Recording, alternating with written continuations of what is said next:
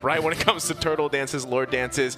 And there you go. It's actually the Terizza last pick here for BTK. Gonna already, like I said, the Lancelot, keep wanting to say tanks a lot. The Lancelot tank build with the Fredrin kind of serves the same purpose, but you got a little more like room for finesse to work on the Lancelot, right? You can bob and weave out of there and really kind of sometimes just secure, steal away objectives.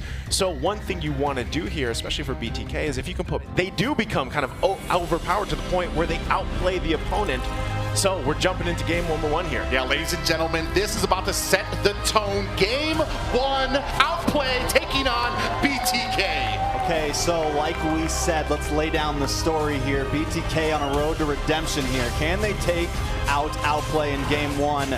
Like Naisu made such a great point of, I think something very important here is, can they be aggressive in the early stage? Can they try to push into the land of Outplay and maybe even try to secure something early on to best player? I think we're already seen some of that happen. Another big win condition for BTK is gonna be T. He's gonna need to be able to find angles onto Hoon on this Farza and onto Basic on this carry. I think if BTK can do that, then they can possibly take this back. Outplay, on the other hand, they have a nice late game. They have great scaling with this Farza, great scaling with this carry, and if they can find the positions in these neutral objectives, they can definitely take us through this. That's the thing, though, is that both teams actually have great options for, you know, early game, late game potential here.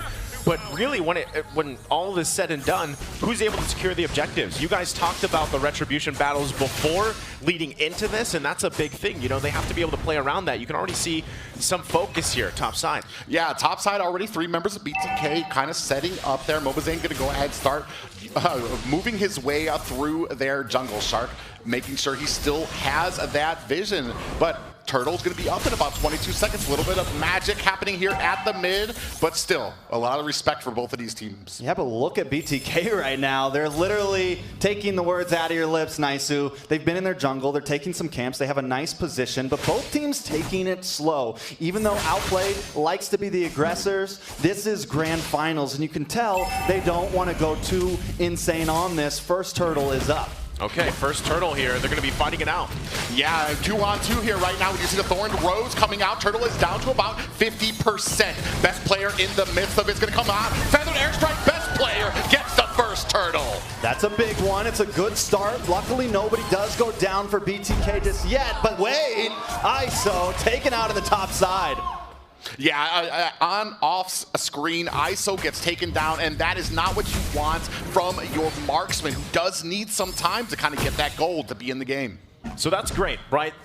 Outplay is able to get the first blood. They get the first turtle here. They're off to a good start, building that momentum we were talking about. Oh, hook land. Joybox gets caught. Is going to be able to find an escape. Okay, that's what we love. We love the hooks, right? That's kind of what you expect when the Franco's on the table here. So Bloodthirsty Kings, they want to be conscious of that. Where is Shark? As much as possible, kind of counterplay around that. Maybe even bait the hooks, right? And this is what they could go for. Mlbb does get caught by a hook. Feathered Airstrike comes down. He's very low. Thorned Rose finishes the job. And this is one of the problems, right? They can't get split up too late, but best player doesn't want to stop. Might back off here, but wait.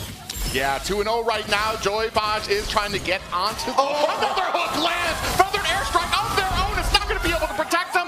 Another kill for best player. Oh, Outplay is taking off right now. This is going to be a little bit of a problem if BTK wants to try to come back here. It's starting. That's the momentum we were talking about. 3-0 now. And leading up to, you know, we're 30 seconds away from the next turtle. They got to be able to kind of slow things down like you guys mentioned. But at the same time, this is where they need to find pickoffs, right? Joybotch has to come through for this. I mean, and look at the mini-map. Zane consistently alone. But the thing is Shark is the one creating this pressure in the gold lane so that Joybotch and the rest of the team, they have to stay up here. Zane is forced to be alone, and that's why he got caught off in the Lethal Wander earlier. Now, taking a look at some of these items, taking a look at Zane. He's got the Molten Core down, going even more into magic defense because we know that Hoon is a problem. On the other side, we have best player also a little bit ahead here. They are going to try to force this tower, though. They force the tower, but do not find an answer. They're basically safe and snug as a bunny there. That's rough, right? Because you now don't have the flicker, but now Turtle, the fight's going to ensue.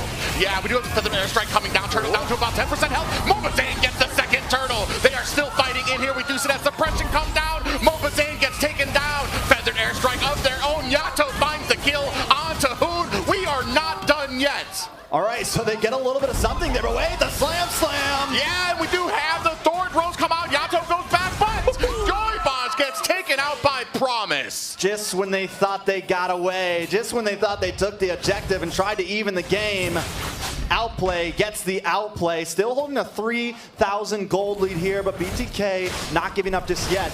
Best player though, now the aggressor in the jungle. Yeah, and they're fighting over these buffs. Zane is having trouble trying to keep the best of him right now. You see, we were talking about Lance being able to kind of get in and get out without much hesitation. Yeah, he bobs, he weaves, right? That's one of the great things about him. And you can see the pressure being put now on Mlbb. He's going to have to rely on his team to help him out a little bit here, buy some time. You guys already mentioned, 5.5 minutes in the game. The gold lead is there for Outplay, and this is, again, going back to the point that they love to build momentum here. Ooh. That was close. That was dicey, but ISO picking up a big item. This is going to start to help him scale a little bit here. Listen, we're about 6 minutes in, and BTK has the fear of hooks in them right now. After Shark lands one or two of those, you got to start being careful. Well, look! Oh, feathered airstrike. Yato still is able to get out of the way. It was very close, though. No fear. No fear. He's like, you know what? Known. Just kidding. All right, he misses one, but he's going to make up for it later on in the game, but BTK still holding on. They have to do everything they can here to kind of whittle down that gold lead, slow things down, because First Lord, when it comes up after this next turtle take, hopefully BTK can assert some dominance in this objective take, secure the... Oh, glass! Joybaz in trouble! Gets taken down by Hoon! That is a problem. That is time fear. and time again. That is fear. Fear him back. now. Fear Shark. Yeah, Mlbb with ISO here. It is a 3-on-2, actually 4-on-3 right now. Not sure if they have what it's... Oh, the Pages Wrap does come down. Mlbb trying to get some positioning on here. Best player still gets the Lord, but down goes best player to Yato. And the kill goes to Yato, and take a look at Yato, 2-0-0. Yes, the gold lead is a little ahead, but it has stayed at the same for about the whole game. Outplay has not gotten into a full-on snowball position just yet. We can't put all of our eggs in that basket just yet. Outplay's not taking the game. Here comes Joybaz. And what a great read by OP. Always ready for these ganks. Hoon coming in from the back. They still very safe under their tower. Okay. Joybaz, that's twice now, same lane. He's tried to make a pick, but that's kind of what he has to do, right? He has to take the initiative to get the favor back for BTK. So, he might get, as long as he's not getting punished, it's just a failed attempt. It's down for now. They can fall back. Yes, Yato, so far, having a great game on the Valentina pick. He's 2-0. He's got the mystery shop, too. Able to build up those items better here. The damage is also going to be in favor for Yato. So hopefully, this is all buying time once again for ISO to get to where he needs to be. Oh, another hook does land onto Joybaz. A lot of damage. Best player picks up the kill. Time and time again. When will this reign of destruction end? Joybaz, man, I think he needs to be a little more patient right now. He's a little bit moving all over the place. He's showing his face too much, and Shark's got a read on him, man. No matter where he goes, he's getting caught. He's getting picked. And it doesn't matter if Yato has the damage, because once you get picked and you're 0-4-1 on Akaja, you're going down. Well, that's the thing, right? Joybaz is he's died 4 times. You got to be a little more careful, but at the same time, who else is going to start things for them? Mlbb being focused down here, though. Yeah. He might have a counterpunch. Just over half health, but up at the top, you see Joybaz taking a lot of damage, goes down again. Now they're focused on Mlbb and T, trying to slow them down. Is this going to be enough to take down? Suppression onto Mlbb. ISO finds a tower off screen, and Basic finds the kill onto Mlbb. Oh. Shark goes down from a side panel there by Yato. So, I mean, Yato right now is the only hope, it feels like. Lord getting melted down already. I don't think they want to try to contest this. They got to back it off. Luckily, ISO making some plays happen elsewhere, though, right? Uh-oh. Yeah, feathered airstrike, and down goes Yato. And it just looks like it's surgical at this point, right? They know, Outplay knows what they want to do. They know how to punish mistakes from BTK. So BTK is now going to take a breather. They have to deal with this Lord. It's coming down the bottom lane here. Still trying to farm up, gain some gold, and they're managing it, right? With the way things have been unfolding, it's about a 3K still difference, and time will tell, right? But they got to hold on here, deal with the Lord, hold on to as many Tier 1 towers as they can. So you can already see the pokes from the Renner is not just there against best player even. So buying time is the key for BTK. Yeah, I think at this point, yeah, they need to buy time. I was a little worried, though, because Outplay does have some decent late-game potential, but still, we can't completely count BTK out just yet. Once again, still only a 3,000 gold lead for Outplay. We're now at about 10 minutes in. Lord down the bottom side. Outplay may not be able to get too much out of this. They maybe lose this tier 2 at the top side. Yeah, they're not done yet. They're going to go ahead and try to continue on to the next tier there. You see BTK not really in a position to contest this just yet. Well, right now, it's just a space advantage that Outplay is continuing to get. They got the turrets they wanted. They might look to get this tier 1 in mid lane next, leading into that second Lord, where it gets a lot more. Mlbb gets caught. Suppression left, but penalty zone comes in. Hoon gets out for some more positioning. Down comes the feathered airstrike. Promise finds his kill onto T. And one thing that probably a lot of people may have not seen there is ISO misses the snipe shot once again. Probably could have scared Hoon back a little bit. And then once again, Mlbb all alone, getting caught off, getting pulled in. And by then it's just too late for BTK. Joybaj, like we stated earlier, not really able to do much here. 0-5-1. You're a support roam. You're already kind of squishy. He landed that one, but it was a standing still target. Still, though, we need to see them take things slow. Speaking of which, we do have a feathered airstrike to go ahead and suppress. Hoon finds the kill onto ISO from the side. Promise coming in to still put pressure onto BTK. All right, at this point, 11 minutes in, it's really tough, right? BTK is in a tough position, and most likely, too, with the way things are unfolding, Zane's going to lose these buffs, right? He's going to lose the purple, he's going to lose the orange, but some way, somehow, BTK has to prep up either to contest the next Lord in less than 30 seconds, or possibly just give it up, defend on the high ground. Yeah, and you can see already a lot of suppressive fire coming down while they are taking these turrets. They're very smart about making sure they're able to zone BTK out to safely take them. Most definitely. Now, with the way things are going, is there a win condition for BTK? Once Joybaj gets a little bit tankier, and if Yato can take the right ultimates, if we're looking at him right now, he has nothing. He hasn't really been able to get the vision, get close enough to be able to get that IMU off. Oh, that's tough, right? No conceal available. They already used it. Gonna try to down. Oh, another hook lands, followed by a suppression. Feathered airstrike serving up some damage. Shark actually taking low T.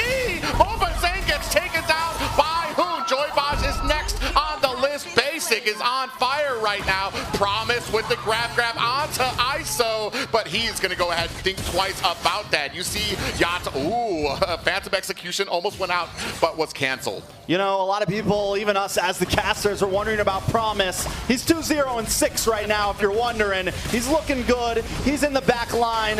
And what happened? He got a good matchup in T right now, 0-2-2. No one can get close because of the fear of hooks, the fear of Shark.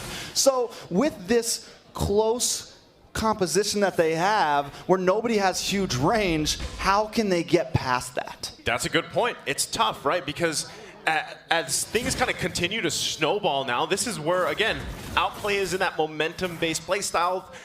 They're taking risks because they can afford to, right? Mlbb able to get the purple buff here. They are trying to secure even the orange buff for ISO. They know he is kind of one of those cards that they're going to be relying on as the game goes on. They've got to deal with the Lord now, top side, defend the base here.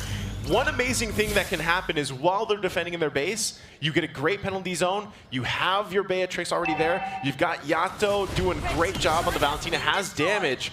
If they can just outlast that Outplay's kind of brunt damage, then they might have a chance here, but they're going to get split up so far. Lord's still top side here, going to be worked on by Zane. I don't think best players ever played on MS like this. That man is moving on the Lance right now. I mean, he phased out of the Appraisal's Wrath earlier. He's just able to, he's hitting. He's what is he doing?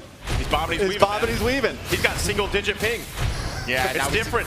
We see a feathered airstrike come down and canceled. While they're going to go ahead and put some damage and finish off that top tower. Joybaj with the Divine Judgment. We do find a kill onto best player. Basically coming in with the kill onto ISO. We are defending for our lives as T gets taken down. Joybaj hits that immortality and he is down. Mlbb and Yato alone here to defend this against 4 members of OP. They are continuing on the push, dancing around hook. Does go wide. Zane comes in, does not land the taunt. Feathered airstrike comes down, raining damage onto Yato, and Zane Yato very low. Feathered airstrike of his own. Okay, that's a successful defense. It could have ended there with 2 members, Zane and Yato. They hold it down, but it also looked like that was the moment Tariza players are looking for. T had a great setup with the penalty zone. He flickered in, but unfortunately, that's the difference of itemization. It showed right there. He was kind of left to his own. But again, time is the answer here for BTK. If they can get another, let's say 3 to 5 minutes, they might be in a better position. That was also one of the first times Joybodge was finally able to pull someone. So a conceal play like this, even later on, if it converts into a kill, that's great starting steps for BTK. I mean, at this point, they're using it just to check bushes, right? They never know where Shark is. He's in the water somewhere, right? Yeah. Dun, dun, dun, dun. I mean, he's just waiting for you. But another very cool thing or interesting thing to point out there, Yato took a big risk in that high ground defense, right? He goes into the feathered airstrike. If he got another shot there, he would have been out. But he's able to pop the IMU, get his own feathered airstrike, and that secures them the ultimate defense there, clearing some of those waves. Yeah, Joybodge gets spotted by OP. Down comes the feathered airstrike to zone out the rest of BTK as we are setting up around this Lord. We're starting on it looking for probably a little bit of a bait. OP knows they have the team fight against BTK, so we're going to look for an angle. Speaking of which, angles, Promise on the side of BTK. Lord is down to about half health. Promise just in there tanking the damage, trying to zone out the rest of BTK. Oh, you can see basically clearing out the mid lane as well. They're attacking from so many different angles right now. We hear the conceal play come out. Hoon gets grabbed up with the Divine Judgment, followed by the penalty zone. Up at the top, ISO goes down to Promise. The rest of BTK is in flight, trying to get away from an oppressive OP right now. Mlbb has been caught by Promise, and he is, he's not down yet. Still struggling to find his way out. Best player puts the finishing touches on him. So they do stop themselves from getting completely annihilated there, but still, as you said earlier, Naisu, the itemization difference, they keep getting some decent plays. He gets the pull, he gets the divine judgment onto Hoon there, stops the feathered airstrike, but it's just not enough. And with all those angles, ISO gets pushed away. Everyone else gets split up, and Outplay has fun with him. Well, that's what I'm saying. That whole sequence there, Hoon took 2 ultimates, right? He took the Divine Judgment, he took the penalty zone, he Winter Tranche. And that was just like, all right, you guys wasted that, everybody zoned out. So, you know, BTK just got kind of split up. Even Promise, the fact that he's playing this glue, having a massive game, he's quite tanky himself, he's able to be such a threat. So that's the thing right now, is you have quite a few tanky boys for Outplay to deal with, right? You got to get through them somehow. You got to dodge the hooks and everything else. But BTK, once again, if ISO needs more time, right? He might have a couple items at this point, but really it comes down to outlasting that setup. Now they have to deal again in a similar situation just a few minutes ago with the Lord on the top side. I do feel like they are starting to get just a little bit more comfortable, especially like you said, finding that Divine Judgment onto Hoon. It's just a point of that they are so far behind. But if they can elongate this game just a little bit longer, they'll start to even up those odds. Speaking of which, Lord up at the top, another hook lands, and down goes Mlbb Zane. This might be the last push of the game right now. There are 4 members of BTK trying to withstand this push. Down goes the last high ground tower. We are now at the base. Crystal trying to defend. You can see here right now, Bloodthirsty Kings doing a decent job, and OP thinking twice. Yeah, I mean, they're hanging on right now. Hanging on for dear life. BTK against the world. And Shark missing a hook. Down comes the feathered airstrike. Joybodge lands a Divine Judgment, followed by a penalty zone. ISO gonna have to top up. Joybodge very low. Promise coming in, swooping around. Best player deep in. Yato picks up a kill onto Basic. ISO finds a kill onto Promise as well. Very successful defense for BTK. They do it again. BTK successfully defends their base when it looks like it was against all odds, but they're in the game still. Again, game number 1, quite action-packed here. Right now, some people might be saying, hey, Outplay is just taking some risks. They're quite a bit ahead. They're dealing with it. But what that's going to convert to is space for them to work with, right? BTK is going to get some resources. They're going to get some turrets and be able to move around the map instead of just being in their base, or at least their side of the jungle here. Yeah, I mean, they've taken a lot from them. Not only that, they've gotten a little bit of gold back. Yato in a bad spot. We'll be able to get away from that, but still, at this point, BTK is now at least evened out the playing field a little bit, but there's still a huge gold lead. Taking a look at some of them, we're looking at Mlbb in best player. Right now, that's a 4K gold lead over to best player. He's max itemed out right now. Mlbb just got there, which is going to be important, right? As long as he can dodge those hooks, he may not get taken out too quick. As long as he can dodge those hooks. That's been a common theme here for this entire game. We're talking about Shark, who just has this great ESP when it comes to these hooks. But we're going to go ahead and start on it to see if this fight maybe ends up a little differently. We're starting to move on to the end of the game. There's only 6 items you can get. Things can only start evening out from here. Conceal plate comes in. Joybosh might be caught. He does get caught. Down comes the feathered airstrike, putting the damage onto ISO. It activates that immortality, and he goes down. That's 2 down for BTK. Zane is trying to get away. 3 members left, but if anything, this is going to go ahead and secure this Lord for OP. So once again, Outplay sends that wave down the mid side. Mlbb forced to kind of head back.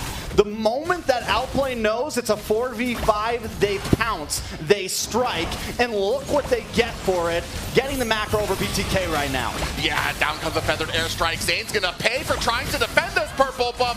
Immortality has been activated. Best player picks up the Lord. They are hitting them from all different angles. Zane gets taken down. Yato's immortality is up. He uses that flicker, trying to gas his way to safety, is not able to. It's just T left. Here comes the Phantom Execution, trying to make his way back to the safety of the base. 4 members still here, and a wave here to help BTK defend. Down comes the feathered airstrike. Basically can go ahead and use that Thorned Rose to negate some of the damage, but they are not lighting up. ISO picks up a kill, but here comes the Luminous Lord. Down to 10% health. This is going to be game 1 going to Outplay.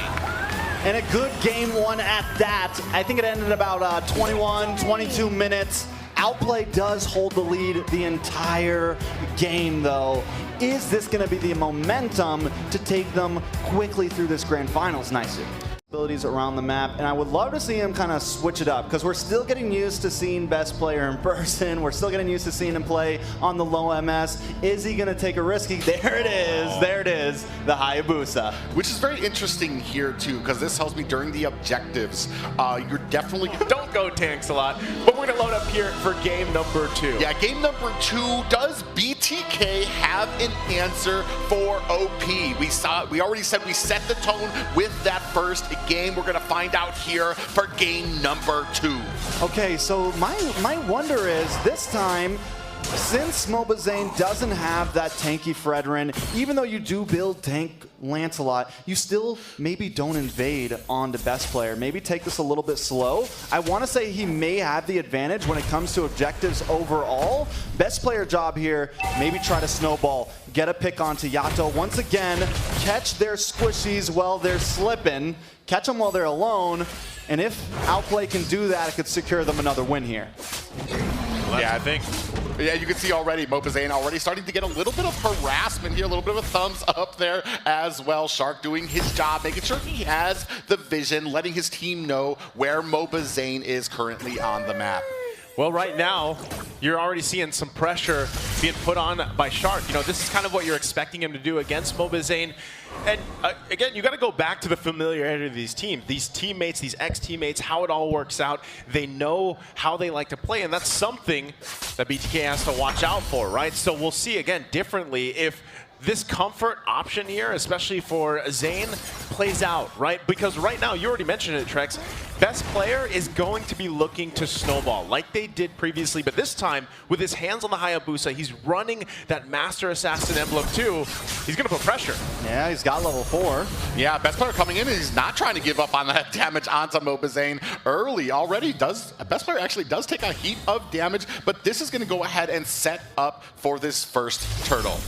I like the fact that Mobazane, I mean, he knows he doesn't have level 4 yet. He should hit it by the time he gets back to the turtle, which he does now, but still he doesn't risk it. He's like, I'm not going to go for that camp. I got a feeling best player is still there. I'm going to just go back to base, play it safe. Okay, BTK is in a great position for this first turtle. T already going to push back Shark a little bit here. Yato holding on as well, has the RWM. They're going to wait for Mobazane to make his way. Ooh, and you already see the Feather Airstrike coming down. T goes down. Maybe a little bit of punishment for having that Black Dragon and using it so early. Promise with the Bravest Fighter form is going to zone out the rest of BTK, and this is going to open up this first turtle for OP. What did I say, guys? Hoon on this Farza is going to be an issue. He's only level 4, and he's outputting a nice amount of damage. He finds the positioning, and he combos. The synergy with this team is just so good. They all hit at the same exact time, and down goes T in a matter of seconds. The biggest thing in that whole pretty much sequence there was timing. Right, the timing was better from Outplay. They knew how to punish BTK. They knew that Mobazane was probably off getting one of his buffs, right? They were able to punish the fact, too, like you mentioned, that T had already used that Dragon form, did not have that available for the fight. So now these minor decisions are going to build up here, but still BTK in a good position. They just got to hold on. Yeah, we see the Phantom Execution coming out for Mobazane there. I mean, this is just unbelievable how much pressure that they are putting onto a Tanksalot here. 3 at mid now. I mean, it's about a 600 gold lead. Game is still on. Joybot's been hovering in this top lane. Ooh, Basic. Big pop-up onto Basic, but BTK still unable to find a kill. Oh, T. Yeah, we see that Black Dragon coming out there, swimming around, just trying to zone out the rest of OP right now. And T lives to fight another day. Actually, Promise going to come in here on the flank to put some damage on there. Best player comes in. You see that shadow kill coming out. Yato does survive.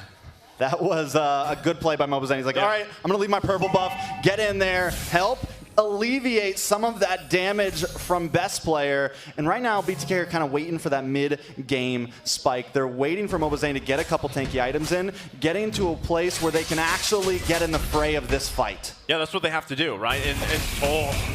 Yeah, speaking of which, best player finds the kill onto Joybosh after a beautiful Divine Judgment by Shark. I was going to say, you know, they were doing a great job up to that point, just kind of holding on, not letting anybody go down. Now, that is Joybosh's his only first death, right? So later on, he's going to have to be counted on to land those wild charge, those setups with this Grok pick. And it's a little bit better this time, composition-wise, too, because you're not completely relying on one member to find those setups, to find that pressure that they need. But now that this next turtle is up here, right, we want to see BTK fight for this hold down. But T, though, gonna get zoned out here. Oh yeah, taking actually very low. Big pop-up lands onto Promise. He is actually, you see best player coming in here now. Do have that shadow kill onto Mobazane, but he is already decently tanky enough. Not really a great target for that. ISO finds the kill onto basically off screen. Up at the top, that's gonna be the first tower for BTK. Now, when I was talking about mid-game, we weren't just talking about Mobazane, but there's Mobazane. Yeah, Divine Judgment, he's gonna have to expend that Phantom Execution to get out, but that gives up the second turtle. Now, ISO. He's 1-0 right now, and honestly, the 1-1 is always the game-changer possibility. Joybosh has been hovering up there a lot, and it is for this reason. Outplay is going to need to be careful, but as... Oh. Yeah, 3 members going to go ahead and spread that damage out amongst them. Very smart play by BTK.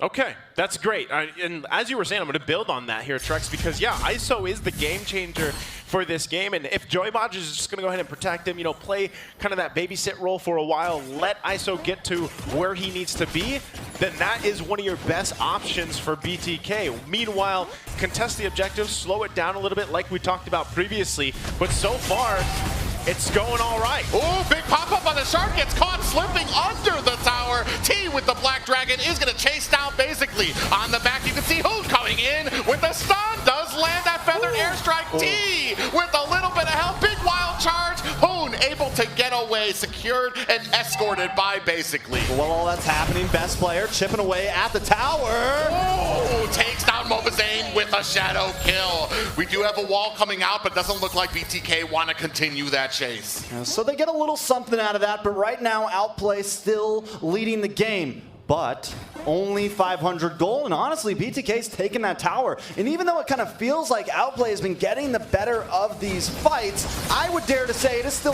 very, very even. Yeah, you gotta respect it. You can already see, right? The damage being provided from ISO is there, and that's why you know, amidst it all, they're able to hold on not too much by getting out of hands with a gold lead and keeping it under about 1K or at 1K. ISO still putting in work too, right? But now, as we get further into this game, third turtle's gonna be up here. Outplay has secured 2. BTK needs to grab one for themselves, help them out here. Yeah, Yato's going to take the full front of a shadow kill. Is not going to be able to find the kill. Is a best player. This is going to go ahead and set up this next turtle. You can see T on the side there looking for an opportunity. He needs to be just a little bit more patient. You see ISO takes down another tower. Promise in a little bit of trouble. ISO trying to put on that fancy footwork is going to have to disengage. I mean, I'm wondering, Yato better have some leg plates on or something right now, because you can just tell he's got a target on his forehead. Best player coming for him every time. Best player is leading right now. No, they're both 11-11, so the red trade's even, but down goes. Blazing Duet takes down Yato. Mlbb focusing halfway down on this turtle. Gonna turn his attention to Shark. T with the Black Dragon swimming through these bushes, trying to clear out what he can of OP. Takes Hoon down! Very low and takes the kill there. This is gonna go ahead, push OP away, hopefully help Zane to take this first turtle for BTK. Today I learned dragons swim, Private, but there you go, they grab the turtle. BTK on the board here now, gold in their favor. You're gonna put pressure here top side. Yeah, best player actually down to about half health as well. ISO putting on the damage. They've been utilizing ISO on this 1-1 very well. Tower after tower. Whatever lane it is, ISO is quick to get there. But in answer to that, you can already see basically taking a tower of their own for OP. Is that the right play though, right? Yes, they get something there, but having that top tower in, Lord's gonna be up on that side. It creates a little bit of pressure. They're gonna be able to get a little bit of vision if anything tries to come down on the bot side though. A little bit of action, both teams stealing some jungle away. So Outplay never stopping to try to make something happen. Even though they're taking a lot, they always get something in return. Oh, yeah, you can see right now. Oh, Yato finding the kill onto best player. T has activated that Black Dragon form, heading straight for basically is not going to be able to find a pop-up onto him. Luckily, Promise there to go ahead and head off that advance. Going to go ahead, Hoon with the feathered airstrike. Mlbb able to get out of the way. Okay, so BTK finds their groove a little bit here. They're starting to move around the land of Dawn, and they found some rhythm. Outplay on the back burner right now, but we've seen this before, guys. We've seen it time and time again. BTK gets so close, but they never get the win. Will this be the time of change? This is the thing though, they have to go back to the points you guys made previously before we got into the first game.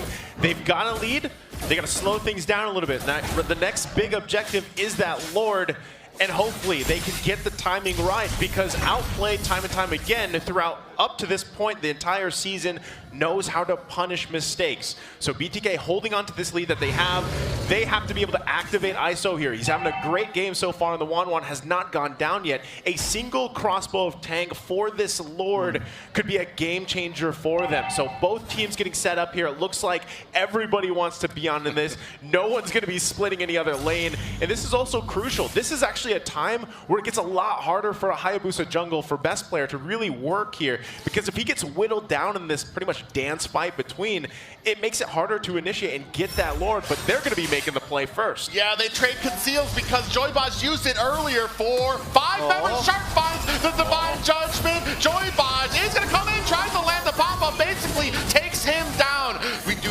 that the Blazing Duet out there. Mlbb in a bad way. The Black Dragon out. We talked about the crossbow king. ISO trying to put on the damage. Down goes Promise. That is a 2-for-2 trade right now. They are still fighting. Basically finds the kill onto T. But now OP in a bad way. ISO still coming in there. Now putting the damage onto Basic. He's chasing him down. Shark is next on the docket. They want to take him down, and he is hungry for it. That is a 2-for-4 trade. Oh, how the tables have turned, but still best player always on the hunt. He got out of town in the nick of time and was able to put a lot of damage onto that tower. Mlbb now back up on the field. Outplay now coming back up on the field, so it could still be a even contest for this Lord unless best player just stays away.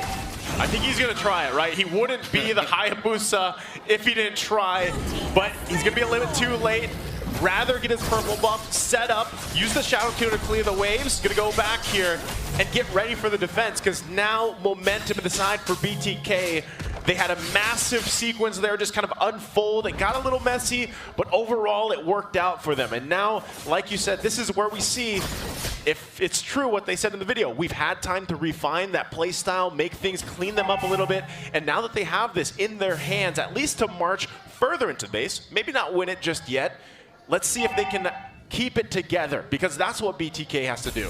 When we've been talking about it, ISO has been just, I want to say overly utilized, but they have just really got their money's worth out of him. Now we're going to go ahead and start a little something at mid, not too much, but as we continue, Lord going to go ahead and be pushed up at top. We do have another tower down for Outplay. Lord up at the top, and it looks like we're trying to put some pressure. Hopefully we're going to be getting that mid tower again for BTK, and OP makes short work of that non-luminous Lord. But they didn't overpush it, right? So applaud to BTK there. They didn't try to force an inhibitor. I think they get all these towers, they back off, they try to starve them. Outplay is on the back foot, but the gold lead isn't too much. Oh, hiding in the bush. And Mlbb finds a kill onto best player with the assist from T. But Mlbb gets killed deep into enemy territory. Hey, it's a jungle for a jungle. Mano y mano. Mano y mano. It works out. But BTK still holding on to that lead. They're going to be looking to get more space to work with, focusing on the tier 2 in the mid lane. We'll see if they can still continue to dominate this side. Yeah, you see basically coming in from the flank with that Blazing Duet. Does his job of backing off BTK from this next mid tower. But you can see up at the top more minions starting to get there, but BTK wisely going to go ahead and think twice and reset on the map. Listen, I got to tell you guys right now, every time when that Blazing Duet comes around the side, I'm like, oh, this is the big mistake. This is it. BTK is about to get wiped, but they're holding it together. Still, like I said before, it's not the same gold lead that Outplay had last time, so there's still a lot of comeback potential for Outplay. A lot of possibilities here, but for the first time in this series, BTK is holding a very good lead. This is scary, right? Double that is a scary girl. Wan. Yeah, that's a terror right there. 3-0-4, massive already, right? We haven't even seen one of those big crossbow of tank setups, but as we get further in the game, 15-minute mark now, the more likely that's going to happen, and that is something that Outplay has to worry about constantly, right? And that's why gold lead continuing to build up here in favor for BTK. It's going to get to the point where they're going to be even switching out some items later on, buying some time if they can.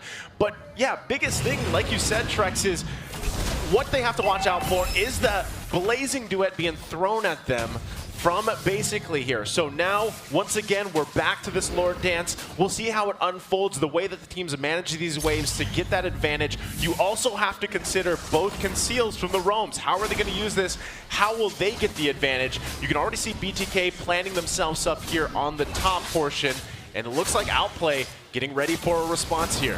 Yeah, they do have a bit of a flank down to about 1/3. Black Dragon has been activated. You can see a split push out from the bottom. 10% left on this Lord. So great job by BTK to zone out the rest of OP. Okay, so Outplay maybe making a decision there. They got best player down there, like, we can't even try to contest this right now. They know their limits, which is actually a very intelligent move, right? Because BTK would probably not have done that. They're like, no, we're fighting for this. I don't care how much gold you got on me.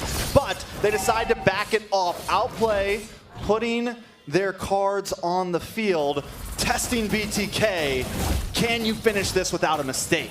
Again, this is what they're doing. Outplay is like, all right, we're going to prep for this defense, clear the lanes the best we can. Best player, though, going to get chased down a little bit. They're still holding on to this tier 2, but they will most likely lose it in this March, right? BTK setting up for that push. They might be even to the point where they're knocking on the base of Outplay, right? This is still something they have to be able to accomplish, but so far the discipline route has been there for both teams, and it's going to come down to that execution. Even Basic is at the point now, he's got that orange buff. They're trying to clear this out. They might look for a forced initiation. Yeah, we have Basic coming in with that blazing duet to go ahead and zone out. Best player gets found out by T, and here comes Promise with the bravest fighter stance, but he's going to get caught up by ISO. You see the damage there. ISO finds the kill. That's another tower for BTK. That is only 3 members left for OP for this push. You can see BTK turning their attention back to these towers that are left. Not going to go ahead and force their way into the base just yet. That's a mid tower down. Now we have one last and final high ground. We see Hoon able to take down Joyboz. The rest of BTK quickly gonna go ahead and rethink their attack. Which is smart. I feel like Joyboz going down was a small mistake there, but they do back off right now, holding a 6K gold lead. Ladies and gentlemen, did you think it was going to be like this game 2? I sure didn't. If BTK can pull this off, we at least guarantee nobody's going 4-0 here in NA. Now, let's take a look at some of these items. Quite the contrast from last time. 1-1 maxed out right now, and that Wind of Nature is coming in clutch for her. I also want to take a look at Yato right now. He did pick up the Brute Force breastplate, and that is also helping. Best player has essentially been routed into just a wave clear here. He's doing it well, but he's not able to get the big pickoffs. Look at this. This is scary. Yeah, it's a BTK sandwich, and the meat is OP. Shark actually going to go ahead and activate that concealed play. Best player might be caught. Gets caught by the Black Dragon. He's going to have to activate that shadow kill, but does get taken down. All right, you can't bob and weave out of that, right? There's nowhere you can go. They were sandwiched in both sides, able to get best player in the perfect time too, because now this is pretty much a free lord for BTK unless Outplay's like, you know, we can try to do something. Unless Hoon takes it I don't, right out of his fingertips. He could, but I don't think it's going to happen. You know, that's wishful thinking here. Give it up. Go for the defense. Now you have to wait for best player to be up, and this is kind of typical, right? This is once again why Hayabusa, in a way, it's a risk, because late game things get tough. You have these defensive items, especially for BTK, and you're kind of there to just either shadow kill later on, pick up those kills if you can, clear the waves, help clear the waves, push, put pressure on the split, and now Outplay on the defense. Yeah, not just that, but even with max items already out, max items for basically just not able to find the effective blazing duets onto BTK right now. We have the next Lord about to come in here, and this Outplay needs to find an answer for these pushes if they want to be able to defend this. I don't think it's going to be easy, right? Because just like last time, I felt like Outplay had a very strong late game. BTK this time, in my personal opinion, has the much better late game, so they can take this slow. And once again, unless they just completely whiff something, they should be okay here. ISO still deathless, 4-0-6, so we haven't seen any mistakes from him, and Joyboz babysitting paid off. Yeah, now we see Hoon is going to get interrupted from that feathered airstrike. T's going to come in there. ISO finds the final tower. Zayn going to come in there. Yato finds the kill onto Hoon. We are now onto the base. Big pop-up on the basically finds another kill. Half health. This is going to be it. BTK ties things up with OP. And we're at a 1-for-1. It's not going to be a sweep today, ladies and gentlemen. And now the series has evened out here. Listen, guys. All over the world right now, grand finals, 4-0s, 4-0s, 4-0s. You want a real best of 7, you come here to NA. We're bringing it to you. BTK versus OP, 1-1. This series just started. Yeah, absolutely. been seeing each team go head-to-head, right? It's either the Valentina Farsa, Valentina Kadita, or like you can work around that, but the draft is finished, Weezy. How are you feeling just looking at this? Well, I will say one thing. You have answers on both sides of the table, right? You're looking at Mlbb going with that comfort pick on that Fredrin. You're looking at Yato able to slide in this Kadita. That rough waves can be a problem. A lot of CC on the side of BTK, but when you flip over to Outplay, right? You're looking at Hoon running that Valentina, and you know he's been a dominant mage so far, but you got to look at what he profits from, right? He has Joy Botch. You can rush in with that wild charge. He has Yato over there with the rough waves as well, so that's definitely something to add to his kit. But we got to keep our eyes on Promise, circling in with the Black Dragon, finding a way to disrupt the synergy and finding ISO. Yeah, I like both team compositions here for both teams going into Game 3 because, again, momentum being on BTK's side, you can kind of see the way that they drafted. They're like, all right, we're not too worried about the Valentina. We think we can control it. But we'll find out because now we're going to be loading up into the Land of Dawn. Game number 3 here. It's a 1-to-1, and we'll see how it all unfolds. Absolutely. Now we do see already both teams starting actually on opposite buffs, which means the rotations will kind of go the opposite way. Do see Zane coming in with this comfort pick, like we said, the Fredrin. Do know he likes to spread some pixie dust around the map. He is the king of the jungle. So we're going to go ahead and see him go ahead and pick up that Fredrin. Yeah, Zane definitely very comfortable, but looking at best player, right? The rising star for North America, and we're wondering how he's going to go toe-to-toe against North America's #1 jungler, Mlbb. You're looking at him running the tanks a lot. You're looking at Zane running the comfort Fredrin that we've seen time and time again. And we got to say, with teams of this caliber, it comes down to the micro and the macro, the last-minute decisions. The slight mistakes can be very costly. Yeah, the big thing here, too, is this time, Promise with the Yuzhong. Will he be able to find the setups like we saw in the previous game, but on the other team, right? Now, that is the work cut out, but you have a great kind of layering of CC and options, not just with the Kufra, but you've got that Yuzhong, the way that works, the Black Dragon form, and that's really up to Shark. Now, we've seen him do this before, and that follow-up, right, to allow that kind of scaling to happen from mid to late game for them. BTK, on the other hand, they've got to kind of throw the punches early and really get that snowball going for them. Now, scaling-wise, it could be in their favor as well, depending on how much momentum they build. But because you simply have a Kadita, right, in the hands of Yato here, you should be able to secure yourself some early momentum, some early kills. That's the whole point of drafting the Kadita here. Oh yeah, and I think Weezy and I talked about this in our previous NACT games. Shark is such a menace in the jungle, right? Even with the first 30 seconds of buff spawning, just the zonage, but best player coming with a little bit of damage. That's right, a fight over the first turtle. Best player in a tricky situation. Dodges T on the Raging Slash, but Shark winding up with the Tyrant's Revenge. Tyrant's Rage possibly on the way. The Petrify going down the rough wave. Zane picking up the turtle, but can he get out alive? Predator's Wrath does go down. Hoon in a tricky situation as well. Gets the Terrify. Promise picks up a kill. First Blood takes down Mlbb, and T takes down Promise. And that is a turtle into the hands of BTK. Now we did see the roamer for the side of Outplay. Shark was still not level 4, so the set potential was not there, but we do have to give credits over to T, right? The bravest fighter stance coming with the flicker combo was able to take off a kill, actually, but that's actually Hoon taking off the Lapu, which is going to be T. Yeah, huge play over there for Hoon, the superstar, the Mr. MVP. But looking at the match so far, 2-1. Very explosive, nice and early from both sides of the table. Yeah, so momentum, once again, is the question. But already, the fact that BTK is able to hold on, they get the objective. Yeah, that fight wasn't the best for them. But still, the way things kind of unfolded, the way the timing was, it wasn't their best fight, right? But the fact that they were at least able to secure the objective kind of gives them that ability to stay here, right? Stay in the game, lead up to the second turtle if they can. That's why Outplayed is going to constantly be putting pressure where they can.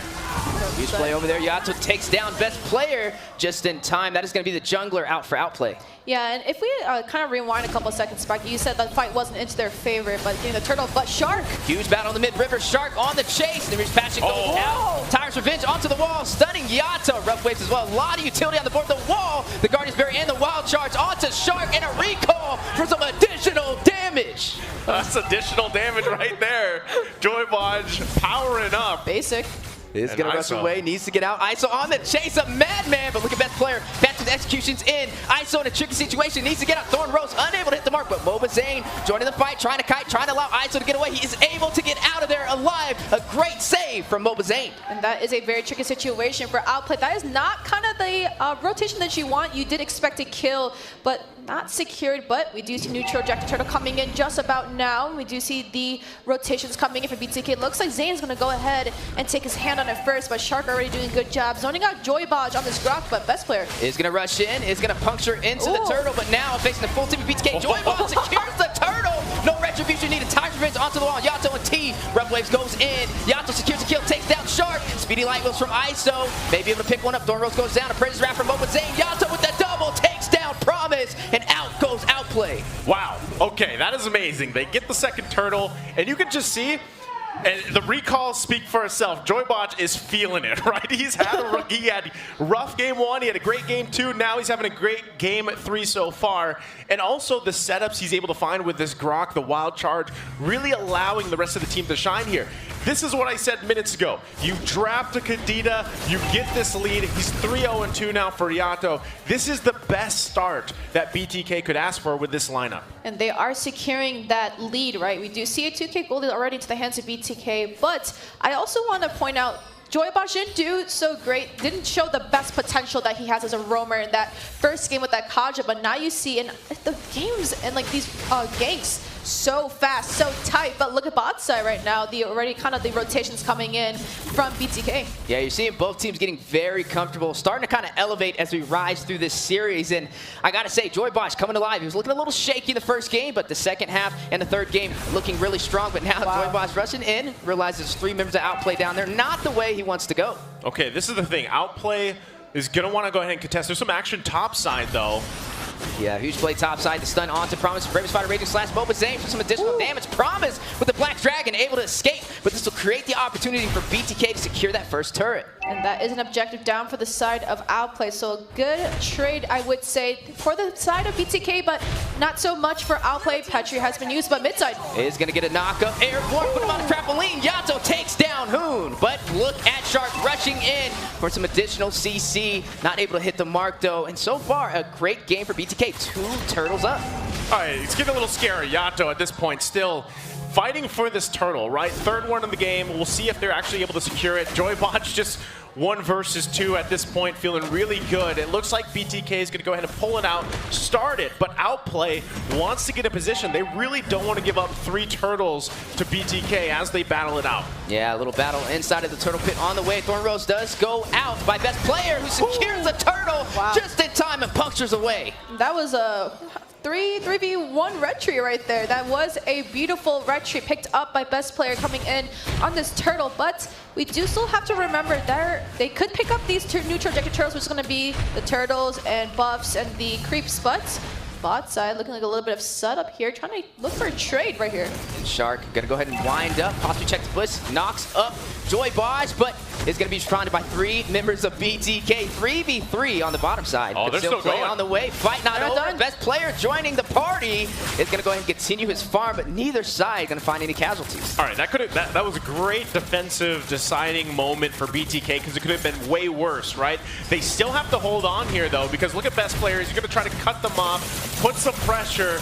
Keep Joy Bodge quite low. Here comes Mlbb Zane to help him out, though. Yeah, Mlbb Zane definitely joining the fight. Realizes we cannot lose this turn. We are up on the map right now. It is bleeding red, but on the top side, Promise versus T, the 1v1 is a shot. It's enough to keep Promise alive, and he is going to be able to get out without falling.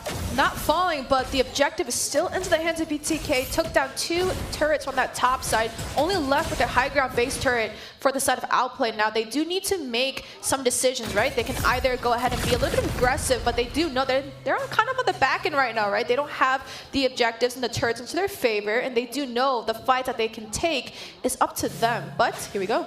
Yeah, really, Outplay doesn't have much space to work with. They got no turrets so far. Oh, they're going to initiate, though. Huge wild charge with the Petrify. The trampoline from the airborne knockup. ISO finding a kill, takes down Shark. Moon trying to get away alive, but Yato shutting him down, unstoppable. That is a shutdown coming in, but we're gonna do it. The thing is with Outplay, right? Even though things aren't into their favor, they try to reset everything and him be like, hey, we're gonna take a step back, we're gonna try again. rework these rotations, rework these fights, and we've seen it in the previous NACT seasons as well, right? BTK kind of has the upper edge, but they flip it right away. This is the thing, Bloodthirsty Kings, you know, they live up to their name for a lot of time. They're out for blood here, especially when they have the momentum, right? And T do an amazing job. There's not much Shark can do here. Turret after turret is going to be claimed from BTK. All the while, they set up for positioning for that Lord take. Best player trying to get some vision here. Trying to give some vision, but may have been on more than he could chew. Is going to puncture out, but a good start for BTK, right? 9 minutes in, slowly getting to that mid game and having control of the map. As you are seeing Promise need to get away. He's going to use that Furious Dive just in time, but Outplay needs to find a way to turn this in their favor. So far, this is a one-sided story for the Bloodthirsty Kings. And we already see the rotations coming from both sides, from both teams. But we did see Joybosh actually use that wild charge and try to grab a little bit of CC. But knowing that Shark still has Tyrant's Revenge coming in, but huge battle on the way. The Tyrant's Revenge onto the wall. Who takes down Yato? Best player in a bad situation. Caught between 3 members of BTK. And Mlbb Nact is going to be able to secure the Lord. No problem. But now, looking at Outplay, trying to secure some kills, trying to find a trade in their favor. Basic takes down Mlbb Nact. A little bit of an airborne knock with the Petrify. Promise finds ISO. Joybosh left alone. Needs to get away. Is going to join T on the top side. And this is what I just said, right? It looks like they were on the losing edge, but they just flipped it around. They did lose a Lord, however, but they were able to get some kills into their favor and now go ahead and take these objectives as well. They're going to go ahead and take their first turret, which is going to be in that mid side. So this is the response, right? They're still going to be going basically. Be taken down. T secures that kill. Is going to get a stun as well. Promise trapped by the Guardian's barrier on the run. T on the chase as well. Out for blood. Living up to the name, the Bloodthirsty Kings, as you are seeing best player. Phantom's execution into the orange buff and away to the base. But look at the zonage from BTK. Absolutely. The top side, though, however, who's going to go ahead and get his hands on that Lord to go ahead and try and defend. But did you see how much pressure BTK just put towards the jungle side of Outplay? He really had to get out, but mid side. It is a huge battle on the way. Huge objective falling. ISO taking the turret. T rushing in with the frontline presence. For the stun and the full commitment, knocking him airborne. T takes down Shark, but look at Outplay. Rushing in, trying to defend the tier 2 turret. Can they do it? Yes, they can, but the map is bleeding BTK. This is a great, kind of back and forth what we're seeing for both teams. BTK, they might have lost, that last Lord fight that they had, but really it was just the numbers advantage that Outplay had. So now they're still going to go ahead and knock on these turrets, knock them down, trying to get the space advantage, and it's up to Outplay to really respond from this. They should be able to hold on to these base turrets for now, and about a minute and a couple seconds away, they're going to have to deal with the Lord, right? They don't want to just give that one away because they have fight in them. You can actually see it when they're skirmishing, when they're sometimes even full-out team fighting. They have the capability to actually contest these objectives. The biggest problem for them, because they only have one turret this entire game, is they don't have space to move with. And so that's what Outplay has to fight for. And if that's finding a setup, a pickoff, if they can, that's best case scenario. But the biggest problem is right there, bottom right of your screen, it's Yato. The Kadita is a huge threat, especially to someone like Basically who still needs time to build up here. And that's why you see them so crowded together, right? This is their form of just kind of the ultimate bonding experience. They're sticking together here. Absolutely. And now the thing is, you do have to work together as a team. Now, Outplay, when it comes to this draft, you do have to fight as a team, but Shark just got caught out. With the wild charge knocked airborne, the Petrify going down. Hoon joining the fight. Shark able to get out of there alive. Yato takes down Hoon. Namir's passion from afar from Basic. ISO caught by best player, but now Promise the best player on the run. T takes down Shark with the killing spree. Shaw is activated. Yato. Promise may be able to take down Yato. Is going to use the rough waves to get out of there. The knockup on to Promise, but look at best player. Tricky situation as well. Needs to escape. Joybosh and T. Felt the low HP. Best player pass in, takes down Yato, punctures back through T and Joybosh, but T shuts him down for the mega kill. Promise and Joybosh and T fighting it out 2v1. Promise, the king of life still. Can he sustain himself? The wild charge for the knockup. The life steal is still there. He is still alive and he furious dives out of there. Escaping from T, but look at T. Look at the drive. Still rushing in. Basic? Both fighters fighting their lives out on the line, but Basic in the bush. Possible Lord still on the way. Needs to swap over. Could possibly get a little bit of a snipe first still, but look at Hoon. Wraps around just in time. Zane has the retribution. T joined the fight. Braves fighter, Rage Slash. Zane is going to go ahead and secure the turtle for BTK. Huge play. Basic takes down T. Zane takes down Basic to respond, but BTK claims the Lord. Not the best trade I would like to see. They did try to go for that Lord because, just like Nice said, you can't really they don't want to really give up this lore, but if they give up this lore, they're going to lose so much potential here. Can I just say that is going back to the break point, the pretty much the keys to victory for BTK. They slowed it down, right? They slowed it down. You're going to look at the replay here. That's what they had to do. The timing was great. It looked like OP would make it in time, but what a Guardian's barrier there to cut off Basic. He wasn't able to escape, and now they're marching in the base in the mid lane. Marching in the base, possibly trying to claim some real estate. ISO find the turret. Yato taking down best player. The map has opened up for Outplay. What is happening right now? BTK, knock, knock. Who's there? Mlbb Nact and the revamped team trying to claim game 3. It looks like they are trying to go ahead and defend this. You are going to see huge play on the way.